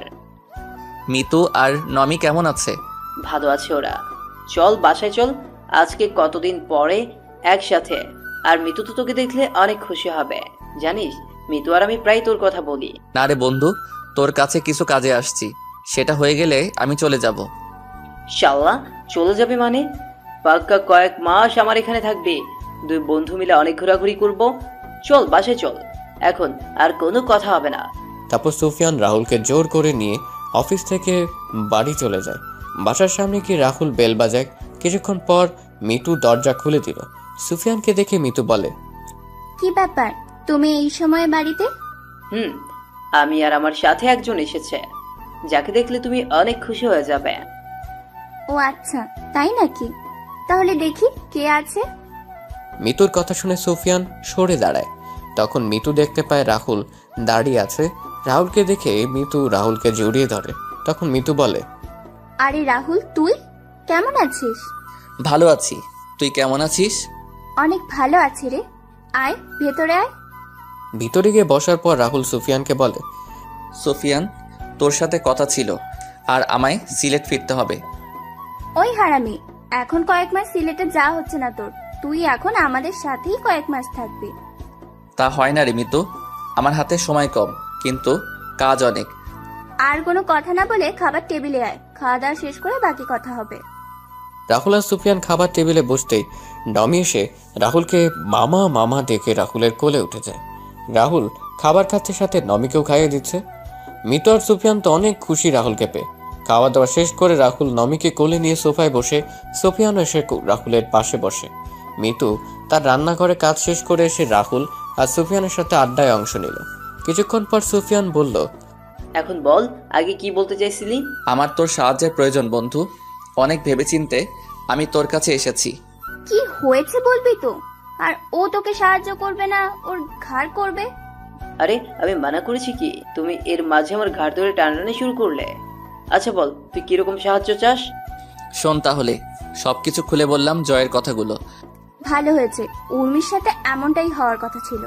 উর্মি তোর সাথে যা করেছে, জয়ের করা কাজগুলো তো কিছুই না, কিন্তু কষ্ট হচ্ছে উর্মির পরিবারের সবার জন্য। ওনারা এইভাবে এই বয়সে বাড়ি ছাড়া হবেন, এর চেয়ে আর খারাপ কিছু কি হতে পারে? তো বন্ধু, এখন আমি কি করতে হবে তুই বল। এই জয়ের কাছ থেকে আমি 1 মিনিটে সবকিছু কেড়ে নিব, তুই শুধু একবার বল। আমায় কিছু টাকা দিবি তুই? ছোট আব্বুকে নতুন একটা ব্যবসায় শুরু করে দিতাম আর কি। এই ছোট ব্যবসায় দিয়ে যদি তারা আগের পর্যায়ে যেতে পারেন তাহলে তো ভালোই হয়। চিন্তা করিস না, আমি তোর সব টাকা 2 বছরের মাঝে পরিশোধ করে দিব। তোর কি মাথা খারাপ হলো রাহুল? তুই কি বলছিস এসব? আরে আজকে যা কিছু আমাদের, তাতে তো তোরও অধিকার আছে। আমি ওসব চাই না রে, আমি চাই শুধু ছোট আব্বুরা যেন তাদের আগের অবস্থানে ফিরে যায়। কি? তার জন্য একটা রাস্তা আছে আমার কাছে। কি? আর 10 দিন পরে আমার অফিসে নতুন শাখা খুলছি, তুই সেই শাখার দায়িত্ব নিয়ে নে। নতুন ব্যবসা শুরু করে তুই সুবিধা করতে পারবি না, তাই তুই আমার এই ব্যবসাটার দেখাশোনা কর। আমি তো আর কয়েক মাস পরে দুবাই শিফট হয়ে যাব। আমি দুবাই চলে গেলেও আমার বিজনেসগুলো তো দেখার কেউ নেই। তুই যদি আমার বিজনেসগুলো দেখার দায়িত্ব নিয়ে নিস তাহলে আমি শান্তিতে থাকতে পারবো। কিন্তু আমার তো আর কোনো কথা না, আমরা কয়েক মাস পরে দুবাই চলে যাব, তাই আমরা এখন কয়েকদিন জমে বেশ আড্ডা দিব। আমার কথাটা তো শুনবি তোরা। আর কোনো কথা না, যা রুমে গিয়ে রেস্ট নে। রাতে বের হব সবাই মিলে, পুরোনো দিনের সেই আড্ডাগুলো আবার জমিয়ে তুলতে হবে। এদিকে রাহুল বাসা থেকে চলে আসার পর সবাই মন খারাপ করে বসে আছে। উর্মি একদিক দিয়ে ভালো লাগছে, আর অন্য দিক দিয়ে জয়ের প্রতি রাগ হচ্ছে। উর্মি যদি জয়কে সামনে পেত তাহলে তাকে খুন করে ফেলতো। উর্মি সবার দিকে তাকিয়ে উর্মি তার মাকে উদ্দেশ্য করে বলে, মা, তোমরা সামান্য একটা চাকরের জন্য মন খারাপ করে বসে আছো কেন? উর্মি, তোমাকে আমি কতদিন বলেছি যে রাহুলকে চাকর বলে সম্বোধন করবে না? চাকরকে চাকর বলবো না তো কি বলবো? মারে, এমন করে কেন বলছিস? ছেলেটা তো আমাদের পরিবারের একজন সদস্য। দেখছিস না ছেলেটা আমাদের বিপদে কিভাবে সবার আগে ঝাঁপিয়ে পড়েছে। নিজের ছেলে মেয়ে থাকলে এমন ভাবে কাজ করতো কিনা সেটা আমার সন্দেহ আছে। আরে চাচ্চু, তুমি দেখছো না চাকরের বাচ্চা আমাদের সবাইকে বিপদে ফেলে কি করে পালিয়ে গেছে? আমরা যে ওকে এত বছর খাইয়ে পড়িয়ে মানুষ করলাম, তার কোনো প্রতিদান সে কোথায় দিল? সে সবার আগে নিজের কথা চিন্তা করে আমাদের সবাইকে এখানে রেখে এভাবে পালিয়ে গেছে। উর্মি, সেটা তোর ভুল ধারণা। আমার কোনো ভুল ধারণা না, ভুল ধারণা হচ্ছে তোমাদের। তোমরা ওই অনাথের বাচ্চাকে আমাদের বাড়িতে এনে এত বছর খাইয়ে এত বড় করলে, ওরা আমাদের জন্য কি করলো? আপু, তুই কি বলছিস? নিজের লিমিটের ভেতরে থেকে কথা বল। রাহুলকে নিয়ে কোনো কথা বলার অধিকার তোমার নেই। তুই একটা চাকরের জন্য আমার সাথে উঁচু গলায় কথা বলছিস? চাকরের জন্য না, তোমার ব্যবহারের জন্য বলছি। ওই চাকরকে নিয়ে কথা বলছি বলে তোর এত গায়ে লাগছে কেন? তুই আবার এই ছোট লোকটাকে ভালোবাসিস না তো? আবার হ্যাঁ, ভালোবাসি। ওই ছোট লোক, ওই চাকরকে। তোর কোনো সমস্যা? সামান্য হবে না, তুই একটা চাকরকে ভালোবাসিস? আমি একটা চাকরকে ভালোবাসি বললে তোমার এত সমস্যা? তাহলে তুমি যে একটা বাটপারকে ভালোবাসলে, তাহলে মামা আর মামের সমস্যা হয়নি? সুমি, তুই কিন্তু বেশি কথা বলছিস। তুমি কি করবে? সত্যি কথা বললে সবার গায়ে লাগে। সুমি, তোকে তো। উর্মি যখন সুমিকে মারার জন্য হাত উঠায় তখন ছোট আম্মু উর্মির হাত ধরে ধরে ফেলেন। তারপর ছোট আম্মু উর্মির গালে কষিয়ে একটা থাপ্পড় মারেন। তখন উর্মি বলে, মা, তুমি আমায় মারলে? ওই হ্যাঁ, আমি তোকে মারলাম। এই থাপ্পড়টা তোকে অনেক আগেই মারা উচিত ছিল, তাহলে তুই এমন খারাপ বেয়াদব হয়ে উঠতি না। আমার তো মনে হয় জয় তোকে যে কথাগুলো বলেছিল সেগুলো সত্যিই বলেছে। ভাবি কি বলছো তুমি? না ভাই, ও অনেক খারাপ হয়ে গেছে। আমার মেয়ে বলে ওকে পরিচয় দিতে মনে হয় না। মা চুপ, একদম চুপ। কার জন্য আজকে তুই দাঁড়িয়ে কথা বলছিস জানিস তুই? না, জানিস না। তুই জানবি কি করে? সারা রাত তো বাবা আর মায়ের টাকা পয়সা নষ্ট করায় ব্যস্ত থাকিস। কি বলিস কি? চুপ কর তুই। আজকে তুমি আমায় থামিও না। ও যে এতদিন ছেলেটার সাথে বাজে আচরণ করেছে, তারপর ছেলেটা কোনোদিনও কিছু বলেছে ওকে নিয়ে? আজকে আমার চেয়ে ওই চাকর তোমাদের কাছে বড় হয়ে গেল মা। হ্যাঁ, বড় হয়ে গেল, কারণ ওই ছেলের জন্য তুই এখন আমাদের সামনে দাঁড়িয়ে আছিস। ওই চাকরটা যদি না থাকতো না, তাহলে তুই 6 বছর আগে পৃথিবী থেকে বেঁচে থাকতি না। মানে? তুই যে রাহুলকে চাকর বলে শত অপমান করার পরও রাহুল কেন তোকে কিছু বলে না জানিস? কেন? মনে পড়ে 6 বছর আগের কথা? ছোট আম্মু একটা দীর্ঘ শ্বাস ছেড়ে বলা শুরু করেন। 6 বছর আগে? 6 বছর আগে তুই কলেজ থেকে একদিন ফেরার পথে তুই অ্যাক্সিডেন্ট করিস। অ্যাক্সিডেন্টের সময় 2টা কিডনিতে চাপ পড়ে, আর যার জন্য তোর কিডনিটা ড্যামেজ হয়ে যায়। তোর গ্রুপের কিডনি কোথাও খুঁজে পাওয়া যাচ্ছিল না। তখন তো আমরা তোর আশা ছেড়েই দিয়ে বসেছিলাম। আমাদের কান্নাকাটি দেখে রাহুল একা একা ডাক্তারের সাথে গিয়ে কথা বলে। ডাক্তার রাহুলকে দেখে মানা করে দেয়, কিন্তু রাহুল ডাক্তারের পা ধরে বলে, ডাক্তার, আমার রক্ত আর উর্মির রক্তের গ্রুপ কিন্তু একই। প্লিজ আমার কিডনিগুলো নিয়ে নিন, তাহলে উর্মি বেঁচে যাবে। না, আমি পারবো না। তোমার এত কম বয়সে কিডনি ডোনেট করা বেআইনি। তাহলে আপনি একটা মায়ের কোল থেকে তার মেয়েকে এভাবে হারিয়ে যেতে দিবেন? আর তোমার মা বাবা? আমার মতো অনাথের আবার মা বাবা তো উর্মির বাবা। মানে? ডাক্তার, আমি অনাথ। উর্মির বাবা আর মা আমাকে তাদের বাসায় থাকার জায়গা দিয়েছেন। আমায় নিজের ছেলের মতো স্নেহ দিয়ে বড় করেছেন। আমায় কখনো বাবা আর মায়ের অভাব বুঝতে দেননি। এখন আপনি বলেন, আমার কি ওদের মেয়ের জীবন বাঁচানো উচিত না? আমার কোনো কিছুর প্রয়োজন হলে সেটা আমি বলার আগেই আমার জন্য নিয়ে আসেন। জানেন ডাক্তার, ছোট আব্বু আর ছোট আম্মুর বিয়ের কয়েক বছর পর উর্মির জন্ম হয়। উর্মির জন্মের পর চৌধুরী বাড়ির সবাই কী যে খুশি হয় সেটা আপনাকে আমি বলে বোঝাতে পারবো না। আমার যখন তাদের বাসায় আসার 2 বছর হয়, তখন আমি জানতে পারি উর্মির মা আর কোনো সন্তান নেননি। সন্তান নিলে হয়তো আমার জন্য তাদের স্নেহ ভালোবাসা কমে যাবে। চৌধুরী বাড়ির সবাইও ছিল একমত, কারণ উর্মি আর আমি ছিলাম চৌধুরী বাড়ির প্রাণ।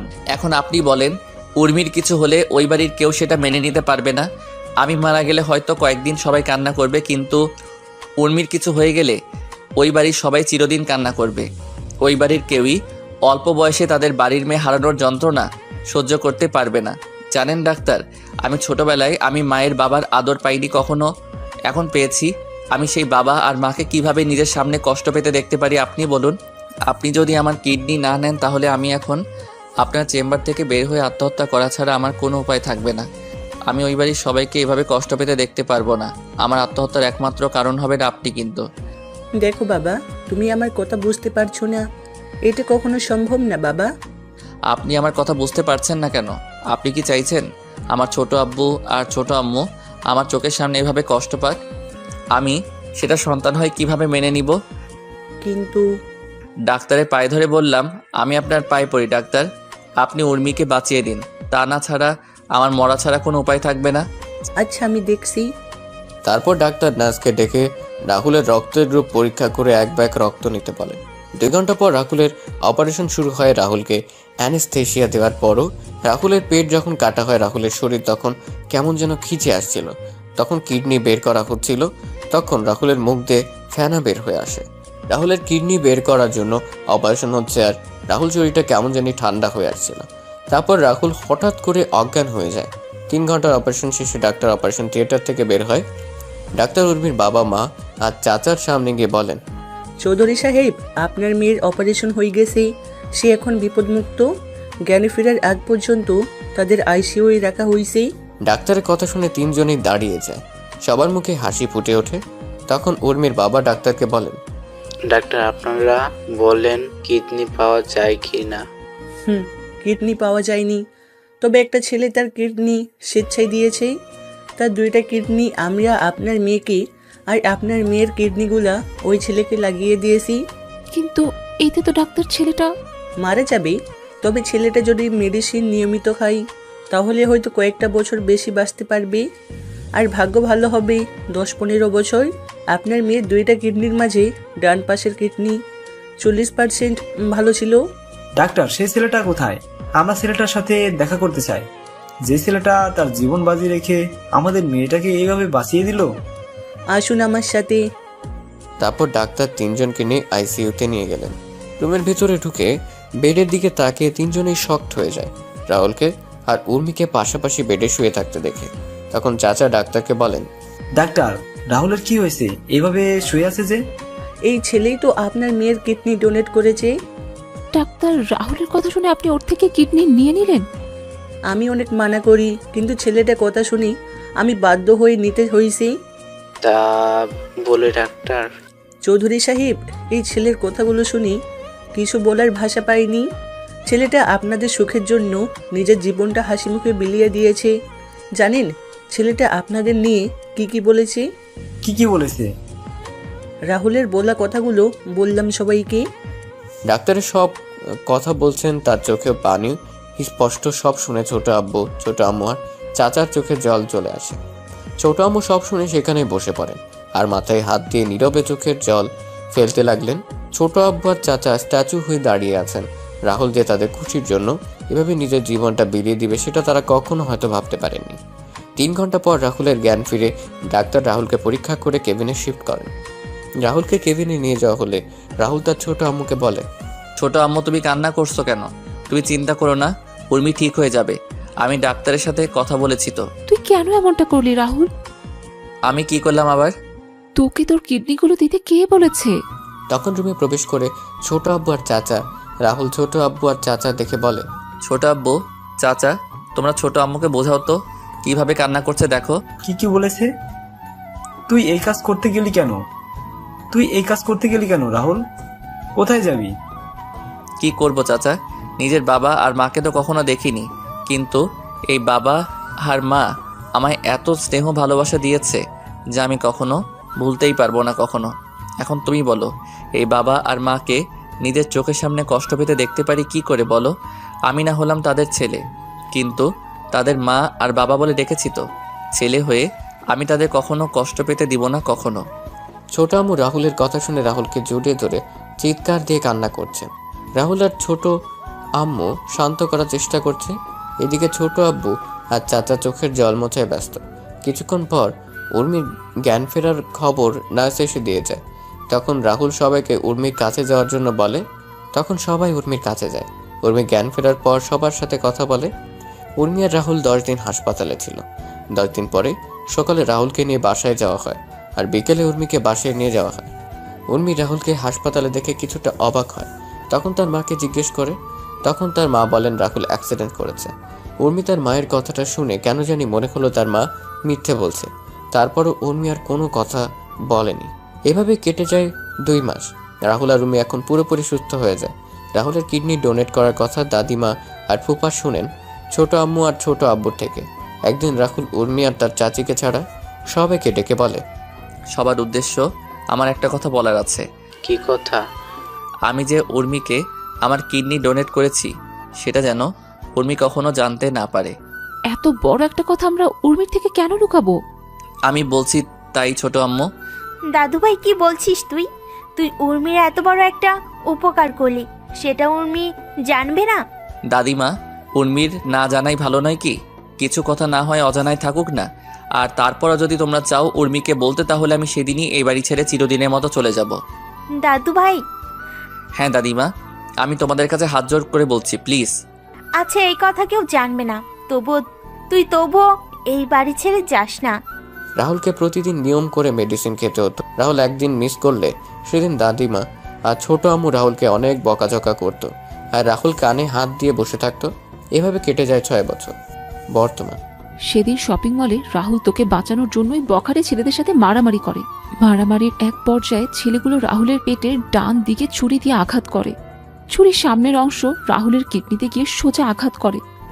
রাহুল প্রথমে ব্যথা অনুভব না করলেও পরে ব্যথা অনুভব করে, যার জন্য সেদিন অজ্ঞান হয়ে যায়। রাহুলকে নিয়ে হাসপাতালে যাওয়া হলে ডাক্তার অপারেশন করার পর আমাদের সেদিন কি বলেছিল তুই জানিস? ছোট আম্মুর মুখে এমন কথা শুনে উপস্থিত সবার চোখে জল। উর্মির চোখ দিয়ে জল পড়ছে অনবরত। উর্মির চোখের জল মুছে তার মাকে কান্না মিশ্রিত কণ্ঠে বলে, মা সেদিন তো তোমরা কিছু বলনি, কিন্তু আজকে বলো ডাক্তার সেদিন কি বলেছিল? সেদিন ডাক্তার বলেছিল, দেখুন ছুরির আঘাতটা বেশি গভীর। আমি আপনাদের আগেই বলেছিলাম রাহুলের যদি কোনো আঘাত লাগে পেটের ডান পাশে, তাহলে কিন্তু সেটা রাহুলের জীবনে ঝুঁকিতে চলে যাবে। মেডিসিনের কারণে কিডনির অবস্থা আগের মতোই ছিল, কিন্তু ছুরির আঘাতে রাহুলের কিডনি 40% থেকে 20% কমে আসছে। এখন সে কোন সময় রাহুলের কোনো কিছু হয়ে যেতে পারে। হয়তো রাহুল। ডাক্তার, আমার ছেলেটাকে আমার কাছে ফিরিয়ে দিন। যত টাকা লাগবে আমি আপনাকে দিব, তবু আমার ছেলেটাকে আমার কাছে সুস্থ করে দিন। দেখুন এখানে টাকার কথা উঠছে না। রাহুলের গ্রুপের কিডনি কি এতদিনও পাওয়া যায়নি ডাক্তার? দেখুন চৌধুরী সাহেব, রাহুলের কিডনির গ্রুপটা খুব রিয়ার একটা গ্রুপ। আমরা চেষ্টা করে যাচ্ছি, যেটা পাচ্ছি সেটা রাহুলের কিডনি থেকে। সেই কিডনির অবস্থা অনেক খারাপ। এখন রাহুলকে আপনাদের নজরে রাখা উচিত। যত সম্ভব রাহুলকে সব ধরনের সমস্যা থেকে রাহুলকে দূরে রাখতে হবে। তা না হলে রাহুলের হয়তো আমরা চিরকালের মতো হারিয়ে ফেলবো। আমরা সেদিন নিরুপায় হয়ে ডাক্তারের চেম্বার থেকে বের হয়ে আসি। কয়েকদিন পরে রাহুল জানতে পারে তোর জীবনের ঝুঁকি আছে। তখন সেটা তোর বাবাকে জানায়। তো বাবা তোর কথা আর রাহুলের কথা চিন্তা করে তোদের ফুপুর বাসায় পাঠিয়ে দেয়। তুই একটু আগে বললি না রাহুল আমাদের জন্য কি করেছে? রাহুল আমাদের জন্য তোর জন্য নিজের জীবনটা বিলিয়ে দিয়েছে। রাহুল জানতো সে আর এই পৃথিবীতে বেঁচে নেই। সেটা জানার পর নিজের অসুস্থ শরীর নিয়ে বেরিয়ে পড়েছে আমাদের জন্য কিছু করার জন্য। রাহুল এই বয়সে আমাদের জন্য অনেক কিছু করেছে, যা নিজের সন্তানও কখনো করবে না। জানিস তোর এত অপমান সহ্য করেও রাহুল কেন কিছু বলতো না? কেন কেন কিছু বলতো না? কারণ রাহুল ছোট থেকে তোকে পছন্দ করত, সেটা আমরা সবাই জানতাম। রাহুল সেটা আমাদের তোকে বলতে নিষেধ করে। আমরা রাহুলের কথা শুনে অনেক খুশি ছিলাম। আমরা যখন জানতে পারি তখন তুই বিদেশে চলে গেলি, আর তুই যখন দেশে ফিরে এসে বললি তুই জয়কে ভালোবাসিস, সেদিন রাহুলের চোখে জল দেখেছিলাম। আমি তখন রাহুলকে বললাম তার মনের কথা তোকে বলার জন্য। তখন রাহুল বলে, না ছোট আম্মু, উর্মি যখন অন্য কাউকে ভালোবাসে তাকে নিয়ে সে সুখী থাকুক, আমি না হয় তাকে দূর থেকে ভালোবেসে যাব। সব ভালোবাসা পূর্ণতা পায় না ছোট আম্মু। কথাগুলো বলেই ছোট আম্মু দীর্ঘ একটি নিঃশ্বাস নিলেন। সবার চোখে জল স্পষ্ট। উর্মি চিৎকার করে কান্না করছে আর ওর মাকে বলছে, মা এতদিন কেন বললে না তুমি? রাহুল আমার সামনে যখন ছিল তখন কেন বললে না? আমি রাহুলের সাথে এমন কোনো আচরণ কখনো করতাম না। রাহুল বাড়ি ছেড়ে চলে যাবে আমাদের ভয় দেখিয়েছিল। এরকম পরিস্থিতি তৈরি হবে তখন কি জানতো আমরা? তোকে কিছুই বলতাম না, কিন্তু তোর আজকের ব্যবহারের জন্য বলতে বাধ্য হলাম। জানি না ছেলেটা কোথায় আছে, কি করছে। না, আমি আমার স্বামীর কিছু হতে দিব না। আমি বেঁচে থাকতে আমি আমার স্বামীকে এভাবে হারিয়ে যেতে দিব না। আমি রাহুলকে এবার খুঁজে আমার কাছে নিয়ে আসব। আমার করা সব কাজের জন্য ক্ষমা চাইবো। ও যদি ক্ষমা না করে তারপরও আমি ওর পায়ের কাছে পড়ে থাকবো। উর্মির কথা শুনে সবাই চোখ বড় করে উর্মির দিকে তাকায়। তখন দাদিমা উর্মিকে বলেন, দিদি ভাই তোর স্বামী মানে? দাদিমা, রাহুল আমার স্বামী। রাহুল তোর স্বামী হলে কি করে? আপু কি বলছিস তুই? তুই তো রাহুলকে সহ্য করতে পারিস না, তাহলে রাহুল তোর স্বামী হলো কি করে? এখন সব শুনে মিথ্যা বলা শুরু করে দিয়েছিস। কয়েকদিন আগে আমার আর রাহুলের বিয়ে হয়েছে পাশের এলাকার একটা মসজিদে। কি বলিস, একটু ক্লিয়ার করে বলতো উর্মি। বাবা, কয়েকদিন আগে আমরা একটা কাজে যাই, সেইখান থেকে আসতে রাত হয়ে যায়। রাস্তায় কয়েকটা বখাটে আমাদের রাস্তা আটকে দাঁড়ায়। রাহুল তখন ছেলেগুলোকে মারতে থাকে। মারামারির এক পর্যায়ে বখাটেদের সাথে তার বন্ধুরা এসে যোগ দেয়। আমরা তখন ভয়ে দৌড়ে পালাতে থাকি। উর্মি কথাগুলো বলে আবার কান্না শুরু করে। সবাই তো উর্মির কথাগুলো শুনে খুশি হয়ে যান। তখন সুমি বলে, না, এটা হতে পারে না। আমি রাহুলকে ভালোবাসি, রাহুল শুধু আমার। রাহুল আমার বিয়ে করা স্বামী। আমি রাহুলকে কোরআনকে সাক্ষী রেখে বিয়ে করেছি। রাহুল শুধু আমার। সুমি, কি হচ্ছে কি? মা, আমি রাহুলকে। চুপ করবে সুমি। উর্মি সেখান থেকে গিয়ে রাহুলের নাম্বারে কল দিল, কিন্তু রাহুলের ফোন বন্ধ। উর্মি বারবার ফোন দিচ্ছে, কিন্তু রাহুলের ফোন বারবার বন্ধ বলছে। উর্মির এবার ভয় হতে লাগলো। ভয় যেন উর্মিকে গ্রাস করে নিচ্ছে। উর্মি একটু আশা নিয়ে আবার কল দিল, কিন্তু ফোন বন্ধ। উর্মি ফোনটা হাত থেকে ছুঁড়ে মারে মেঝেতে। উর্মি মাথায় হাত দিয়ে বসে পড়ে। উর্মির মনে হতে থাকে সে কতবার রাহুলকে অপমান করেছে, আঘাত করেছে। উর্মি নিজের কাজের জন্য অনুশোচনা করছে। উর্মি তাড়াতাড়ি করে বসা থেকে দাঁড়িয়ে নিচে নেমে এসে তার মা আর বাবাকে বলে, মা বাবা, রাহুলের ফোন বন্ধ আসছে। আমি কল দিয়ে যাচ্ছি কিন্তু ফোন বন্ধ আসছে। বাবা মা, তোমরা রাহুলকে আমার কাছে নিয়ে আসো। আমি আমার সকল কাজের জন্য আমি ক্ষমা চেয়ে নেব। আমি আর কখনো এমন আচরণ করব না ওর সাথে।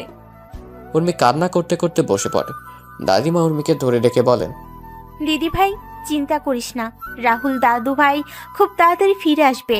বড় খোকা, ছোট কাকা আর জামাই বাবা, তোমরা রাহুলকে তাড়াতাড়ি খুঁজে বের করে নিয়ে আসো।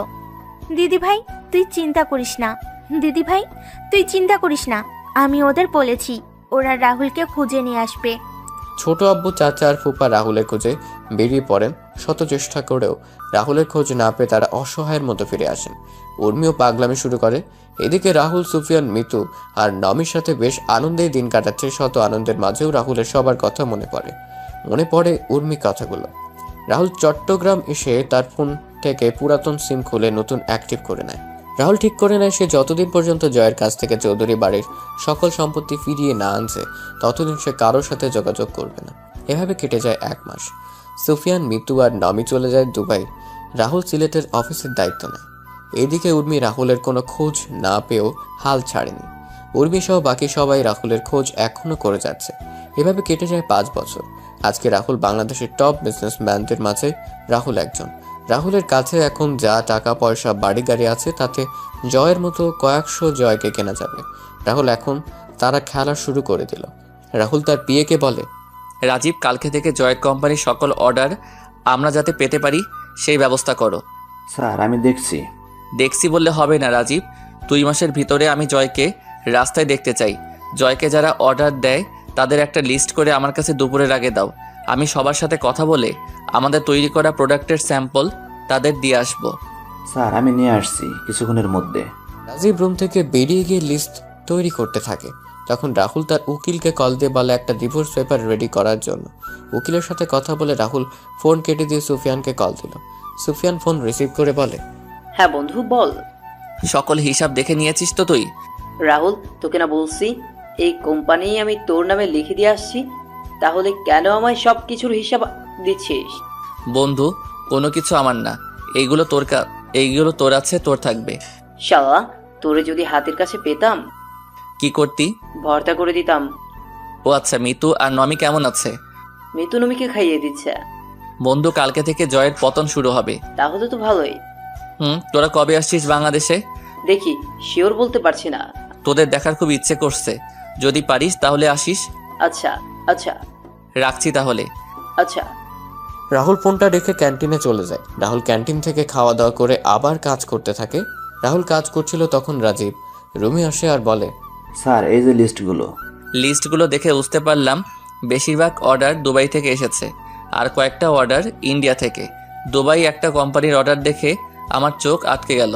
আমি ফোন নিয়ে সুফিয়ানকে কল দিলাম। সুফিয়ান ফোন রিসিভ করতেই আমি সুফিয়ানকে বললাম, তুই কি এখন ফ্রি আছিস?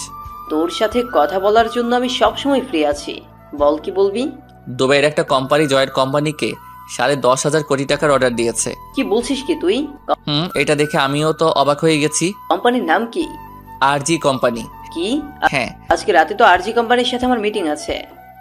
তাহলে তো ভালোই। শোন, তোকে একটা কাজ করতে হবে আমার। আমি বুঝে গেছি কি করতে হবে, তুই চিন্তা করিস না। আজকে আমি ওই কোম্পানি জয়ের সাথে চুক্তি বাতিল করে তোর সাথে চুক্তিতে যাবে। ধন্যবাদ বন্ধু। আর কোনো কোম্পানি আছে কি? বাকিটা আমি সামলে নিব বন্ধু, তুই শুধু এই কাজটা করে দে। চিন্তা করিস না, কালকে সকালে একটা মেল তোর কাছে যাবে। রাহুল ফোন কেটে অফিসের কাজ শেষ করে চলে যায় ডাক্তারের সাথে দেখা করতে। ডাক্তারের চেম্বারে গিয়ে রাহুল বলে, আচ্ছা, ডাক্তার কেমন আছেন? আরে রাহুল জি, ভালো আছি। তুমি কেমন আছো? আছি একরকম। কোনো সমস্যা হয়েছে? কয়েকটা পেইন কিলার দরকার ছিল। কেন, কি হয়েছে? ব্যথা একটু বেড়ে গেছে। আচ্ছা, আমি লিখে দিচ্ছি। আচ্ছা। রাহুল, তোমায় একটা কথা বলার ছিল। হ্যাঁ ডাক্তার, বলুন। উর্মি এই হাসপাতালে আসে আর তোমার খোঁজ করে কালকেও এসেছিল। আর কত লুকোচুরি খেলবে? এবার তো তাদের সামনে দাঁড়াতে পারো গিয়ে। সবাই তোমার আশা ছেড়ে দিলেও উর্মি তোমায় খুঁজে যাচ্ছে। মেয়েটার চেহারা কেমন যেন রুক্ষ হয়ে গেছে। উর্মির দিকে তাকালে কেমন জানি মায়া হয়। যাব ডাক্তার, আর 2 মাস পরে আমি তাদের সামনে গিয়ে দাঁড়াবো। যত তাড়াতাড়ি পারো তাদের সাথে দেখা করো। রাহুল প্রেসক্রিপশন নিয়ে ডাক্তারের রুম থেকে বেরিয়ে এলো। রাহুল একটা দোকান থেকে মেডিসিন কিনে গাড়িতে উঠতে যাবে, তখন রাহুল কারোর সাথে ধাক্কা লাগে। রাহুল তাকিয়ে দেখতে পায় একটা মেয়ে। রাহুল ভালো করে তাকিয়ে দেখলো এটা সুমি। রাহুল সরি বলে সেখান থেকে চলে আসছিল, তখন লোকটাকে আমি সরি বলতে যাব, তখন তাকিয়ে দেখলাম কেমন জানি পরিচিত মনে হচ্ছিল। আমি একটু ভালো করে লোকটার পা থেকে মাথা পর্যন্ত খেয়াল করলাম। লোকটাকে দেখে রাহুলের মতো মনে হচ্ছিল। আমি তখন বললাম, রাহুল, এই রাহুল। আমি সুমির কথার কোনো উত্তর না দিয়ে আমি আমার গাড়ির কাছে চলে এলাম, আর মেয়েটা পিছন থেকে আমায় ডাকছে আর আমার পিছন পিছন আসছে। রাহুল দাঁড়াও, রাহুল একটিবার দাঁড়াও প্লিজ রাহুল। আমি তাড়াতাড়ি করে গাড়িতে উঠে গাড়ি স্টার্ট দিয়ে সেখান থেকে চলে এলাম। আমি আমার মনের সুখে গাড়ি চালাচ্ছিলাম, তখন খেয়াল করলাম একটা গাড়ি আমায় ফলো করছে। আমি গাড়িটার দিকে একটু ভালো করে তাকিয়ে দেখলাম গাড়িটা সুমির গাড়ি। আমি তাড়াতাড়ি করে গাড়ির স্পিড বাড়িয়ে দিলাম। কিছুক্ষণ পর আমি বাসায় এসে নিজের রুমে চলে গেলাম। এদিকে সুমি কিছু দূর রাহুলের গাড়িকে ফলো করলেও কিছু সময় পর রাহুলের গাড়ি আর খুঁজে পায়নি। সুমি বাসায় ফিরে উর্মিকে ডাকতে শুরু করে, উর্মি আপু, উর্মি আপু, আপু কোথায় তুই? সুমির চিৎকার শুনে সবাই ড্রয়িং রুমে চলে আসে। উর্মি নিচে এসে সুমিকে বলে, কি রে, তুই এত চিৎকার করছিস কেন? আপু আজকে আমায় নাচতে ইচ্ছে করেছে। তুই এই কথা বলার জন্য চিৎকার দিয়ে বাড়ি মাথায় তুলে নিয়েছিস? আরে আপু, আমি আজকে তোকে যা বলবো সেটা শুনে তুইও নাচতে শুরু করবি আর বাড়ি মাথায় তুলে নিবি। সুমি, কি বলবি সেটা বল, এত হেয়ালি করছিস কেন? আমি আজকে হাসপাতাল থেকে ফেরার পথে একজনের সাথে আমার দেখা হয়েছে। তার নাম শুনলে তোমরাও চমকে যাবে। আরে বলবি তো কার সাথে দেখা হয়েছে? আমার ছেলে মানে? সুমি, কাকে দেখে এসে এত লাফাচ্ছিস? তোমার ছেলেকে দেখে বড় মামি। কাকে দেখেছিস একটু ক্লিয়ার করে বলবি? হাসপাতাল থেকে আমি ফেরার সময় দাদিমার মেডিসিন কেনার জন্য আমি একটা ফার্মেসিতে যাই। মেডিসিন কিনে আমি যখন বের হতে যাব তখন আমি রাহুলকে দেখতে পাই। কি? হ্যাঁ আপু, জানিস আমি পেছন থেকে অনেকবার ডাকলাম কিন্তু রাহুল একবারও পেছনে তাকায়নি। আমি গাড়ি নিয়ে রাহুলের গাড়ির পেছনেই, কিন্তু রাহুল হয়তো সেটা বুঝতে পেরে গাড়ির স্পিড বাড়িয়ে কোথায় হারিয়ে যায়। কি বলছিস কি? আমার ছেলে এখনো? সুমি, তুই সত্যি বলছিস তো না মজা করছিস? আপু এই দেখ, আমি ফার্মেসি থেকে রাহুলের গাড়ি ওঠার ভিডিও করেছি। সবাই ভিডিওতে স্পষ্ট দেখতে পায় রাহুলকে। ভিডিওতে রাহুলকে দেখতে পেয়ে সবাই অনেক খুশি হয়, কিন্তু হঠাৎ করে সবাইকে এড়িয়ে যাওয়ার কারণটা কেউ বুঝতে পারছে না। উর্মি তো রাহুলকে আবার এই সিলেট শহরে দেখতে পারবে সেটা কখনো চিন্তাও করেনি। এদিকে রাহুল ফ্রেশ হয়ে এসে বুয়ার রান্না করে রেখে যাওয়া খাবার খেয়ে গাড়ি নিয়ে বেরিয়ে পড়ে। জয়কে অর্ডার দেওয়া কোম্পানিগুলোর মালিকদের সাথে এক এক করে দেখা করতে থাকে। অনেকেই রাহুলের তৈরি করা স্যাম্পল দেখে রাজি হয়ে যায়, আর অনেক প্রথমে রাজি না হলে রাহুল অনেক কষ্ট করে রাজি করায়। রাহুল রাতে ক্লান্ত হয়ে বাসায় ফিরে ফ্রেশ হয়ে বিছানায় শোয়া মাত্রই রাহুলের ফোন বেজে ওঠে। রাহুল ফোন হাতে নিয়ে দেখতে পায় সুফিয়ানের ফোন। রাহুল রিসিভ করতেই সুফিয়ান বলে, কি রে, ঘুমিয়ে পড়েছিস? না, সবার সাথে কথা বলে রাজি করিয়ে একটু আগে বাসায় আসলাম। তোর ওই দিকের খবর কি? কাজ হয়ে গেছে, কালকে সকালে তোর সাথে কথা বলবে। ধন্যবাদ বন্ধু। তোর ধন্যবাদ তোর কাছে রাখ। তোর বউয়ের হাতের রান্না একদিন খাইয়ে দিস, তাহলেই হয়ে যাবে। বউ? বউ আমার কপালে নাই। ধুর শালা, ঘুমা, কালকে সকালে কথা হবে। আচ্ছা, শুভরাত্রি। রাহুল খাবার খেয়ে ঘুমিয়ে পড়ে। পরের দিন সকালে রাহুল ঘুম থেকে উঠে দেখতে পায় তার জিমেল অ্যাকাউন্টে একটা মেইল এসেছে। রাহুল মেইলটা পড়ে অনেক খুশি হয়। তারপর রাহুল অফিসে এসে তার পিএ রাজীবকে বলে, রাজীব, অফিসের সকল স্টাফদের 20 মিনিটের ভিতরে আমাদের মিটিং রুমে দেখতে চাই। তাদের সাথে আমার কিছু গুরুত্বপূর্ণ কথা আছে। আচ্ছা স্যার। কিছুক্ষণ রাজীব এসে রাহুলকে নিয়ে যায় মিটিং রুমে। রাহুল সবার সাথে কৌশল বিনিময় করে রাহুল সবাইকে উদ্দেশ্য করে বলে, দুবাইয়ের একটা কোম্পানি সহ আমাদের দেশের কয়েকটা কোম্পানি আমাদের তৈরি প্রোডাক্টগুলো দেখে বেশ পছন্দ করেছে। প্রত্যেক কোম্পানি প্রথম অবস্থায় 3,500 প্রোডাক্ট অর্ডার করছে আর সময় দিয়েছে 1 মাস। আমি জানি 1 মাসে কখনো সম্ভব না, তবুও আমরা সবাই একসাথে কাঁধে কাঁধ মিলিয়ে এই সুযোগটাকে কাজে লাগিয়ে প্রমাণ করে দিব আমরাও পারি। সবার বেতন ডাবল করে দিব, আর যারা ওভারটাইম কাজ করবে তারাও ওভার কাজের জন্য বোনাস পাবেন। যে করে হোক আমাদের জয় গ্রুপ ও কোম্পানিকে পথে নিয়ে আসব। আমি অফিসে জয়েন করার পর আমার কষ্টের কথাগুলো আপনার সাথে শেয়ার করেছি, কারণ আপনারা সবাই হলেন আমার আরেকটা পরিবার। এখন আপনারা যদি আমায় সহযোগিতা করেন তাহলে ওই জয়কে ওর পাপের শাস্তি দিতে পারবো। এখন বাকিটুকু আপনাদের ইচ্ছা। তখন সবাই মিলে একসাথে বলে ওঠে, স্যার আমরা আমাদের নিজেদের সবটা দিয়ে কাজ করে যাব। স্যার আমরা আপনার সাথে আছি সব সময় এবং থাকবো। ধন্যবাদ আপনাদের, সত্যি আমি আপনাদের কাছে কৃতজ্ঞ। আপনারা তাহলে কাজ শুরু করে দিন। এদিকে জয় জানতে পারে তার সকল অর্ডার ক্যান্সেল হয়ে গেছে এবং অর্ডারগুলো আর চৌধুরী নামে একটা কোম্পানিকে দেওয়া হয়েছে। জয় সব শুনে চিৎকার করে বলে, না না, এটা হতে পারে না। আমি যদি অর্ডারগুলো না পাই তাহলে আমায় রাস্তায় নামতে হবে।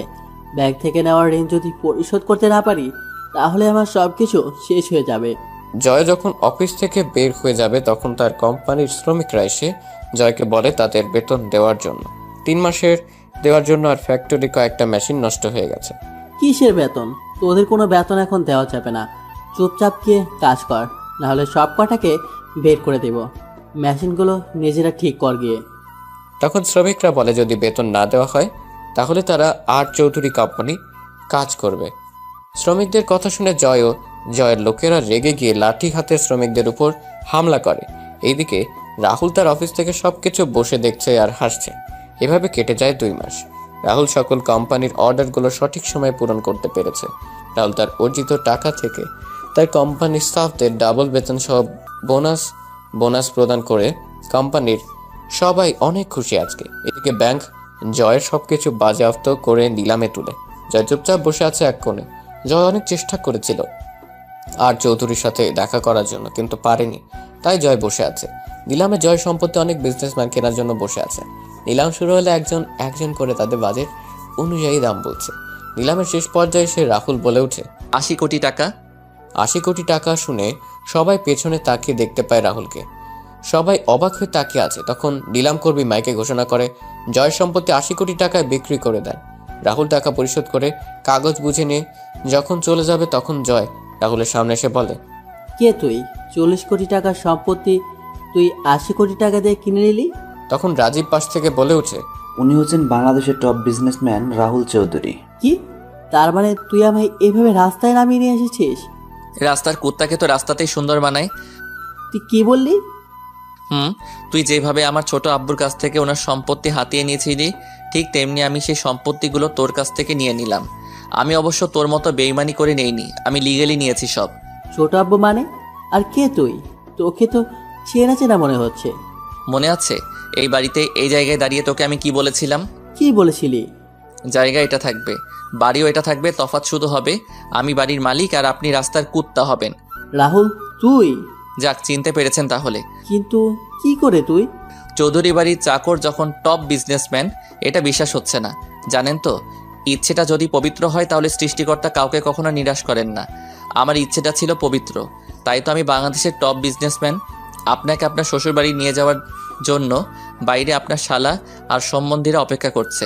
আজকে আসি তাহলে। এদিকে সবাই নিউজে দেখছে কোনো এক আর চৌধুরী 80 কোটি টাকা দিয়ে দেউলিয়া জয়ের সমস্ত সম্পত্তি কিনে নিয়েছে। এই নিউজ দেখে সবার মনে হাসি ফুটে ওঠে। তখন দাদিমা বলেন, দেখেছো তোমরা সৃষ্টিকর্তা কিভাবে শয়তানকে শাস্তি দিয়েছে? আমি বলেছিলাম না, জয় তার পাপের শাস্তি একদিন ঠিকই পাবে। হ্যাঁ মা, সৃষ্টিকর্তা আপনার কথা শুনেছেন। এখন শুধু আমার ছেলেটাকে আমার কাছে যেন ফিরিয়ে দেন, সেটাই সৃষ্টিকর্তার কাছে চাই। এদিকে রাহুল গাড়িতে এসে রাজীব আর ড্রাইভারকে বিদায় দিয়ে রাহুল নিজে গাড়ি ড্রাইভ করা শুরু করে। রাহুল চিন্তা করছে ওই বাড়ির সবাই যখন জানতে পারবে তারা তাদের হারানো সবকিছু ফিরে পেয়েছে তখন তারা কতটা খুশি হবে। রাহুল কোর্টে এসে ডিভোর্সের কাগজটা নিয়ে ফুফুদের বাসার উদ্দেশ্যে রওনা দিল। হঠাৎ করে রাহুলের পেটের ডান পাশে ব্যথা শুরু হয়, সাথে রাহুলের মুখ দিয়ে রক্ত পড়া শুরু হয়। রাহুল গাড়ি থামিয়ে গাড়ি থেকে নেমে জল দিয়ে মুখ ধুয়ে একটা পেইন কিলার খেয়ে নেয়। রাহুল গাড়িতে এসে আবার গাড়ি চালানো শুরু করে, কিন্তু ব্যথাটা যেন কমছে না। রাহুল ফুফাদের বাসায় এসে পৌঁছতে সন্ধ্যা হয়ে যায়। রাহুল বাসার কাছে এসে বেল বাজায়। কিছুক্ষণ পর রাহুলের ফুফু এসে দরজা খুলে দিলেন। রাহুলকে দেখে তো ফুফু অবাক হয়ে যান। ফুফু রাহুলকে জড়িয়ে ধরে কান্না করে দিলেন। রাহুল ফুফুকে শান্ত করে তখন ফুফু রাহুলকে বলেন, রাহুল কেমন আছিস তুই? এতদিন পরে আমাদের কথা মনে পড়লো তো? মনে পড়তো, কিন্তু কাজের জন্য আসতে পারিনি। তুমি কেমন আছো ফুপু? এতদিন ভালো ছিলাম না, এখন থেকে ভালো থাকবো। আর জয়কে রাস্তায় না নামিয়ে আসতাম কি করে বলো তুমি? মানে? বাকি সবাই কোথায় ফুপু? সবাই বাসায় আছে, তুই দাঁড়া, আমি ডাকছি সবাইকে। ভাইয়া, ভাবি, মা, উর্মি, সুমি কোথায় তোমরা? তাড়াতাড়ি নিচে আসো, দেখে যাও কে আসছে। ফুফুর আওয়াজ শুনে সবাই নিচে আসে। নিচে এসে সবাই রাহুলকে দেখে তো অবাক। ছোট আম্মু রাহুলকে জড়িয়ে ধরে কান্না শুরু করে দিলেন। রাহুল ছোট আম্মুকে জড়িয়ে ধরে আছে। উর্মি রাহুলকে দেখে উর্মির মুখে ফুটে উঠে এক তৃপ্তির হাসি। তখন দাদিমা রাহুলকে ধরে কান্না করে বলেন, দাদু ভাই, এতদিন পরে আমাদের কথা মনে পড়লো তোর? এবার হয়তো মরতে পারবো শান্তিতে। সৃষ্টিকর্তা হয়তো তোকে দেখা পাওয়ার জন্যই আমায় এতদিন বাঁচিয়ে রেখেছিলেন। আমি দাদিমাকে জড়িয়ে ধরে বললাম, কি করব? তোমাদের সাথে জয় যা করেছে সেটার প্রতিশোধ নিতে হবে না? জয়ের থেকে সব কিছু ফিরিয়ে আনার জন্যই তো আমি এতদিন ধরে আমি আসতে পারিনি। তবে আজকে জয়ের থেকে সব কিছু ফিরিয়ে নিয়ে আসছি। আর রইল তোমার মরার কথা। তোমার এই নাতি থাকতে কার এত সাহস আছে যে তোমায় নিয়ে যাবে? ফিরিয়ে আনার জন্য মানে? আজকে আর চৌধুরী নামে একজন জয়ের সকল সম্পত্তি কিনে নিয়েছে। ছোট আব্বু, আমি জয়ের থেকে সবকিছু কেড়ে নেওয়া সেই আর চৌধুরী। কথাটা বলে রাহুল একবার সবার দিকে তাকিয়ে নিল। এক নজরে রাহুল দেখল সবাই তার দিকে এক দৃষ্টিতে তাকিয়ে আছে। তখন রাহুল তার সাথে আনা সুটকেস থেকে একটা ফাইল বের করে। তার ছোট আব্বু বলে, ছোট আব্বু, এই ফাইলটা নাও। এটা কিসের ফাইল? জয় যা তোমার কাছ থেকে বেইমানি করে নিয়েছিল, আমি সেইগুলো আবার তোমার কাছে ফিরিয়ে দিলাম। তোমারই ছেলে তোমাকে বলেছিল তোমার হারানো সব কিছু ফিরিয়ে দিব। এই নাও তোমার হারানো সব কিছু। রাহুলের কথা শুনে অবাক হয়ে আছে, কেউ কিছু বলছে না। তখন ছোট আম্মু রাহুলকে বললেন, কিন্তু তুই কি করে এসব করলি? খান গ্রুপ অফ কোম্পানির মালিক ইসলাম খানের ছেলে হলো আমার বন্ধু সুফিয়ান। সুফিয়ানের সাথে আমি চট্টগ্রামে দেখা করি, তারপর সুফিয়ানকে সব কিছু খুলে বলি। তখন সুফিয়ান সব শুনে আমায় সাহায্য করে। তারপর আমি এই পর্যায়ে আসি। ছোট আম্মু, আমি চলে যাব একটু পরেই। রাহুলের কথা শুনে উর্মির মুখটা কালো হয়ে যায়। উর্মি সেখান থেকে তার রুমে চলে যায়। উর্মির চলে যাওয়া রাহুলের চোখ এড়ায়নি। রাহুল একবার উর্মির যাওয়ার দিকে তাকিয়ে আবার সবার দিকে মনোযোগ দিল। কোথায় যাবি তুই? কোথায় যাবি? কোথায় যাব জানি না, তবে হয়তো অনেক দূরে চলে যাব। রাহুল কথাটা বলে সুমির সামনে গিয়ে বলে, কিরে ফাজিল, কেমন আছিস? আর কয়েকদিন পর তো ডাক্তার হয়ে যাবি তুই। তোমার সাথে আমার কোনো কথা নাই। ওয়েট, তুমি জানলে কি করে? আমি সব জানি। এখন বল, আমার সাথে কথা বলবি না কেন? 2 মাস আগে তোমাকে কতবার ডাকছিলাম, কিন্তু তুমি কি করলে? আমার কোনো কথার ডাক না শুনে চলে গেলে। আচ্ছা, আমার ভুল হয়েছে, আমায় ক্ষমা করে দিন। না, কোনো ক্ষমা নাই। আমি আর কয়েক ডজন চকলেট এনেছিলাম তোর জন্য, কিন্তু তুই তো কথা বলবি না আর আমায় ক্ষমা করবি না। তাহলে কি আর করার, সেগুলো আবার নিয়ে যাব। আচ্ছা, নিয়ে যাও, আমি কি মানা করছি? আচ্ছা। রাহুল সুটকেসটা নিয়ে সিঁড়ি বেয়ে উপরে উঠছিল। তখন সুমি বলে, দাঁড়াও। কেন? আমার চকলেটগুলো দিয়ে তারপর তোমার বইয়ের কাছে যাও। বউ মানে? দাদু ভাই, আমরা তোর আর উর্মির বিয়ের ব্যাপারে জেনে গেছি। হো, ভালো। কি হলো? চকলেট কই? এই নে চাবি, গাড়িতে গিয়ে দেখ রাখা আছে। এবার তোমার সাথে গিয়ে করতে পারো। কি করবো রে ফাজিল? দেখা। আর চকলেট আনার জন্য ধন্যবাদ বলেই চাবিটা নিয়ে আমি চকলেট আনতে চলে গেলাম। রাহুল সিঁড়ি বেয়ে উপরে যাচ্ছে আর বাকি সবাই হাসছে। রাহুল একবার সবার দিকে তাকিয়ে উপরে চলে যায়। রাহুল উর্মির দরজার সামনে গিয়ে কড়া নাড়ে। তখন উর্মি বলে, কে? ম্যাডাম, আমি রাহুল। কি চাই? আমার কিছু চাই না ম্যাডাম, অনেক কিছু পেয়েছি আপনার আর এই পরিবার থেকে। আপনাকে কিছু দিতে চাই ম্যাডাম। আয়, ভেতরে আয়। ম্যাডামের কণ্ঠ শুনে বুঝতে পারলাম ম্যাডাম কান্না করছিল। আমি রুমে ঢুকে ম্যাডামের দিকে তাকালাম, দেখলাম ম্যাডামের চোখ লাল হয়ে আছে আর চোখগুলো ফুলে আছে। ম্যাডামকে বললাম, ম্যাডাম কি হয়েছে? কই, কিছু হয়নি তো। উর্মি রাহুলের দিকে একবার তাকিয়ে অন্যদিকে মুখ ফিরিয়ে কথাটা বলল, তাহলে আপনি কান্না করছিলেন কেন? আমি কোথায় কান্না করছিলাম? আপনার চোখ মুখ দেখে বোঝা যাচ্ছে। আর বিশ্বাস না হলে পাঠক আর পাঠিকাতে জিজ্ঞেস করেন। কি জন্য আসছিস বল? তুই না বললি চলে যাবি? আপনার শেষ ইচ্ছেটা পূরণ করতে এলাম। কি? রাহুল হঠাৎ করে পেটে ধরে বসে পড়ে। রাহুলের হাত থেকে সুটকেসটা পড়ে যায়। সুটকেস পড়ার শব্দে উর্মি ঘুরে তাকায়। আমি তাকিয়ে দেখলাম রাহুল মেঝেতে পেটে হাত দিয়ে বসে আছে। আমি রাহুলের কাছে গিয়ে বললাম, রাহুল কি হয়েছে? আমি ঠিক আছি, আমায় একটু সুটকেসটা এগিয়ে দিবেন? তুই আগে বিছানায় বসে একটু রেস্ট নে, তারপর কথা বলা যাবে। না ম্যাডাম, আমার হাতে সময় নেই, আপনি সুটকেসটা দেন। সুটকেস মেঝেতে থেকে তুলে এনে রাহুলের হাতে দিলাম। সুটকেস থেকে ডিভোর্স পেপারটা বের করে আমি সাইড করে দিয়ে ম্যাডামের দিকে কাগজটা দিয়ে বললাম, ম্যাডাম, এই কাগজটার জন্য আপনি হয়তো 5 বছর 2 মাস অপেক্ষা করেছেন। এত বছর অপেক্ষা করানোর জন্য আমি সত্যি দুঃখিত ম্যাডাম। ডিভোর্স পেপারে রাহুল সাইন করছে দেখে উর্মির চোখের কোণে জল চিকচিক করছে। যে কোনো সময় হয়তো জল গড়িয়ে পড়বে। উর্মি রাহুলের দিকে অশ্রুসিক্ত চোখে তাকিয়ে কান্না করে বলে, রাহুল, আমায় ক্ষমা করা কি যায় না? কি জন্য ক্ষমা করব? তাহলে আমায় ডিভোর্স দিচ্ছ কেন? আপনি এই একটা জিনিসই তো আমার কাছে চেয়েছেন।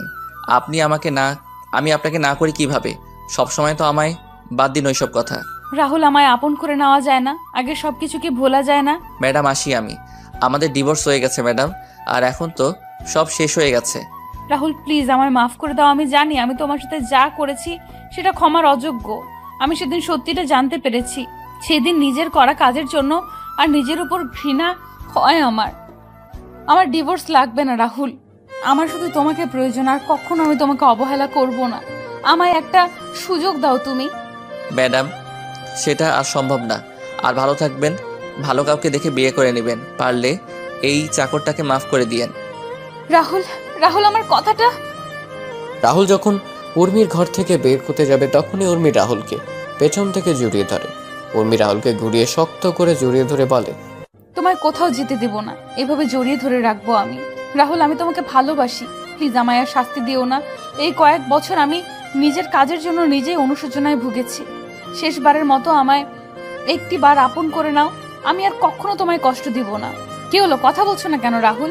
আমি জানি আমি অনেক খারাপ কাজ করেছি ছোটবেলা থেকে, কিন্তু সবকিছুর জন্য আমি ক্ষমা চাইছি রাহুল। রাহুল, আমি আমার ভালোবাসা দিয়ে আগের সব স্মৃতিগুলো মুছে দিব। তুমি যেমনটা চাইবে আমি তেমন করে চলবো। তবু তুমি আমায় আর ছেড়ে যেও না। তুমি যদি এবার আমায় ছেড়ে যাও তাহলে আমি সত্যি সত্যি মারা যাব।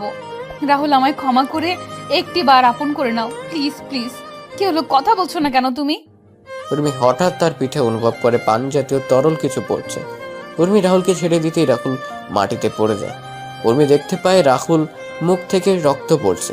উর্মি চিৎকার করে রাহুলকে জড়িয়ে ধরে। উর্মি তাড়াতাড়ি করে জল নিয়ে এসে রাহুলের চোখে মুখে দিতে থাকে। উর্মি কান্না করছে আর বলছে, এই রাহুল, একটিবার চোখ খোলো না। তোমার কিছু হতে পারে না। এই রাহুল, একটিবার চোখ খুলো না প্লিজ। চোখটা খুলো রাহুল। তুমি আমার সাথে এমনটা করতে পারো না রাহুল। এই রাহুল। উর্মি রাহুলের চোখে মুখে জল ছিটিয়ে দিচ্ছে আর রাহুলকে ডাকছে। হঠাৎ করে রাহুল চোখে খুলে তাকায়।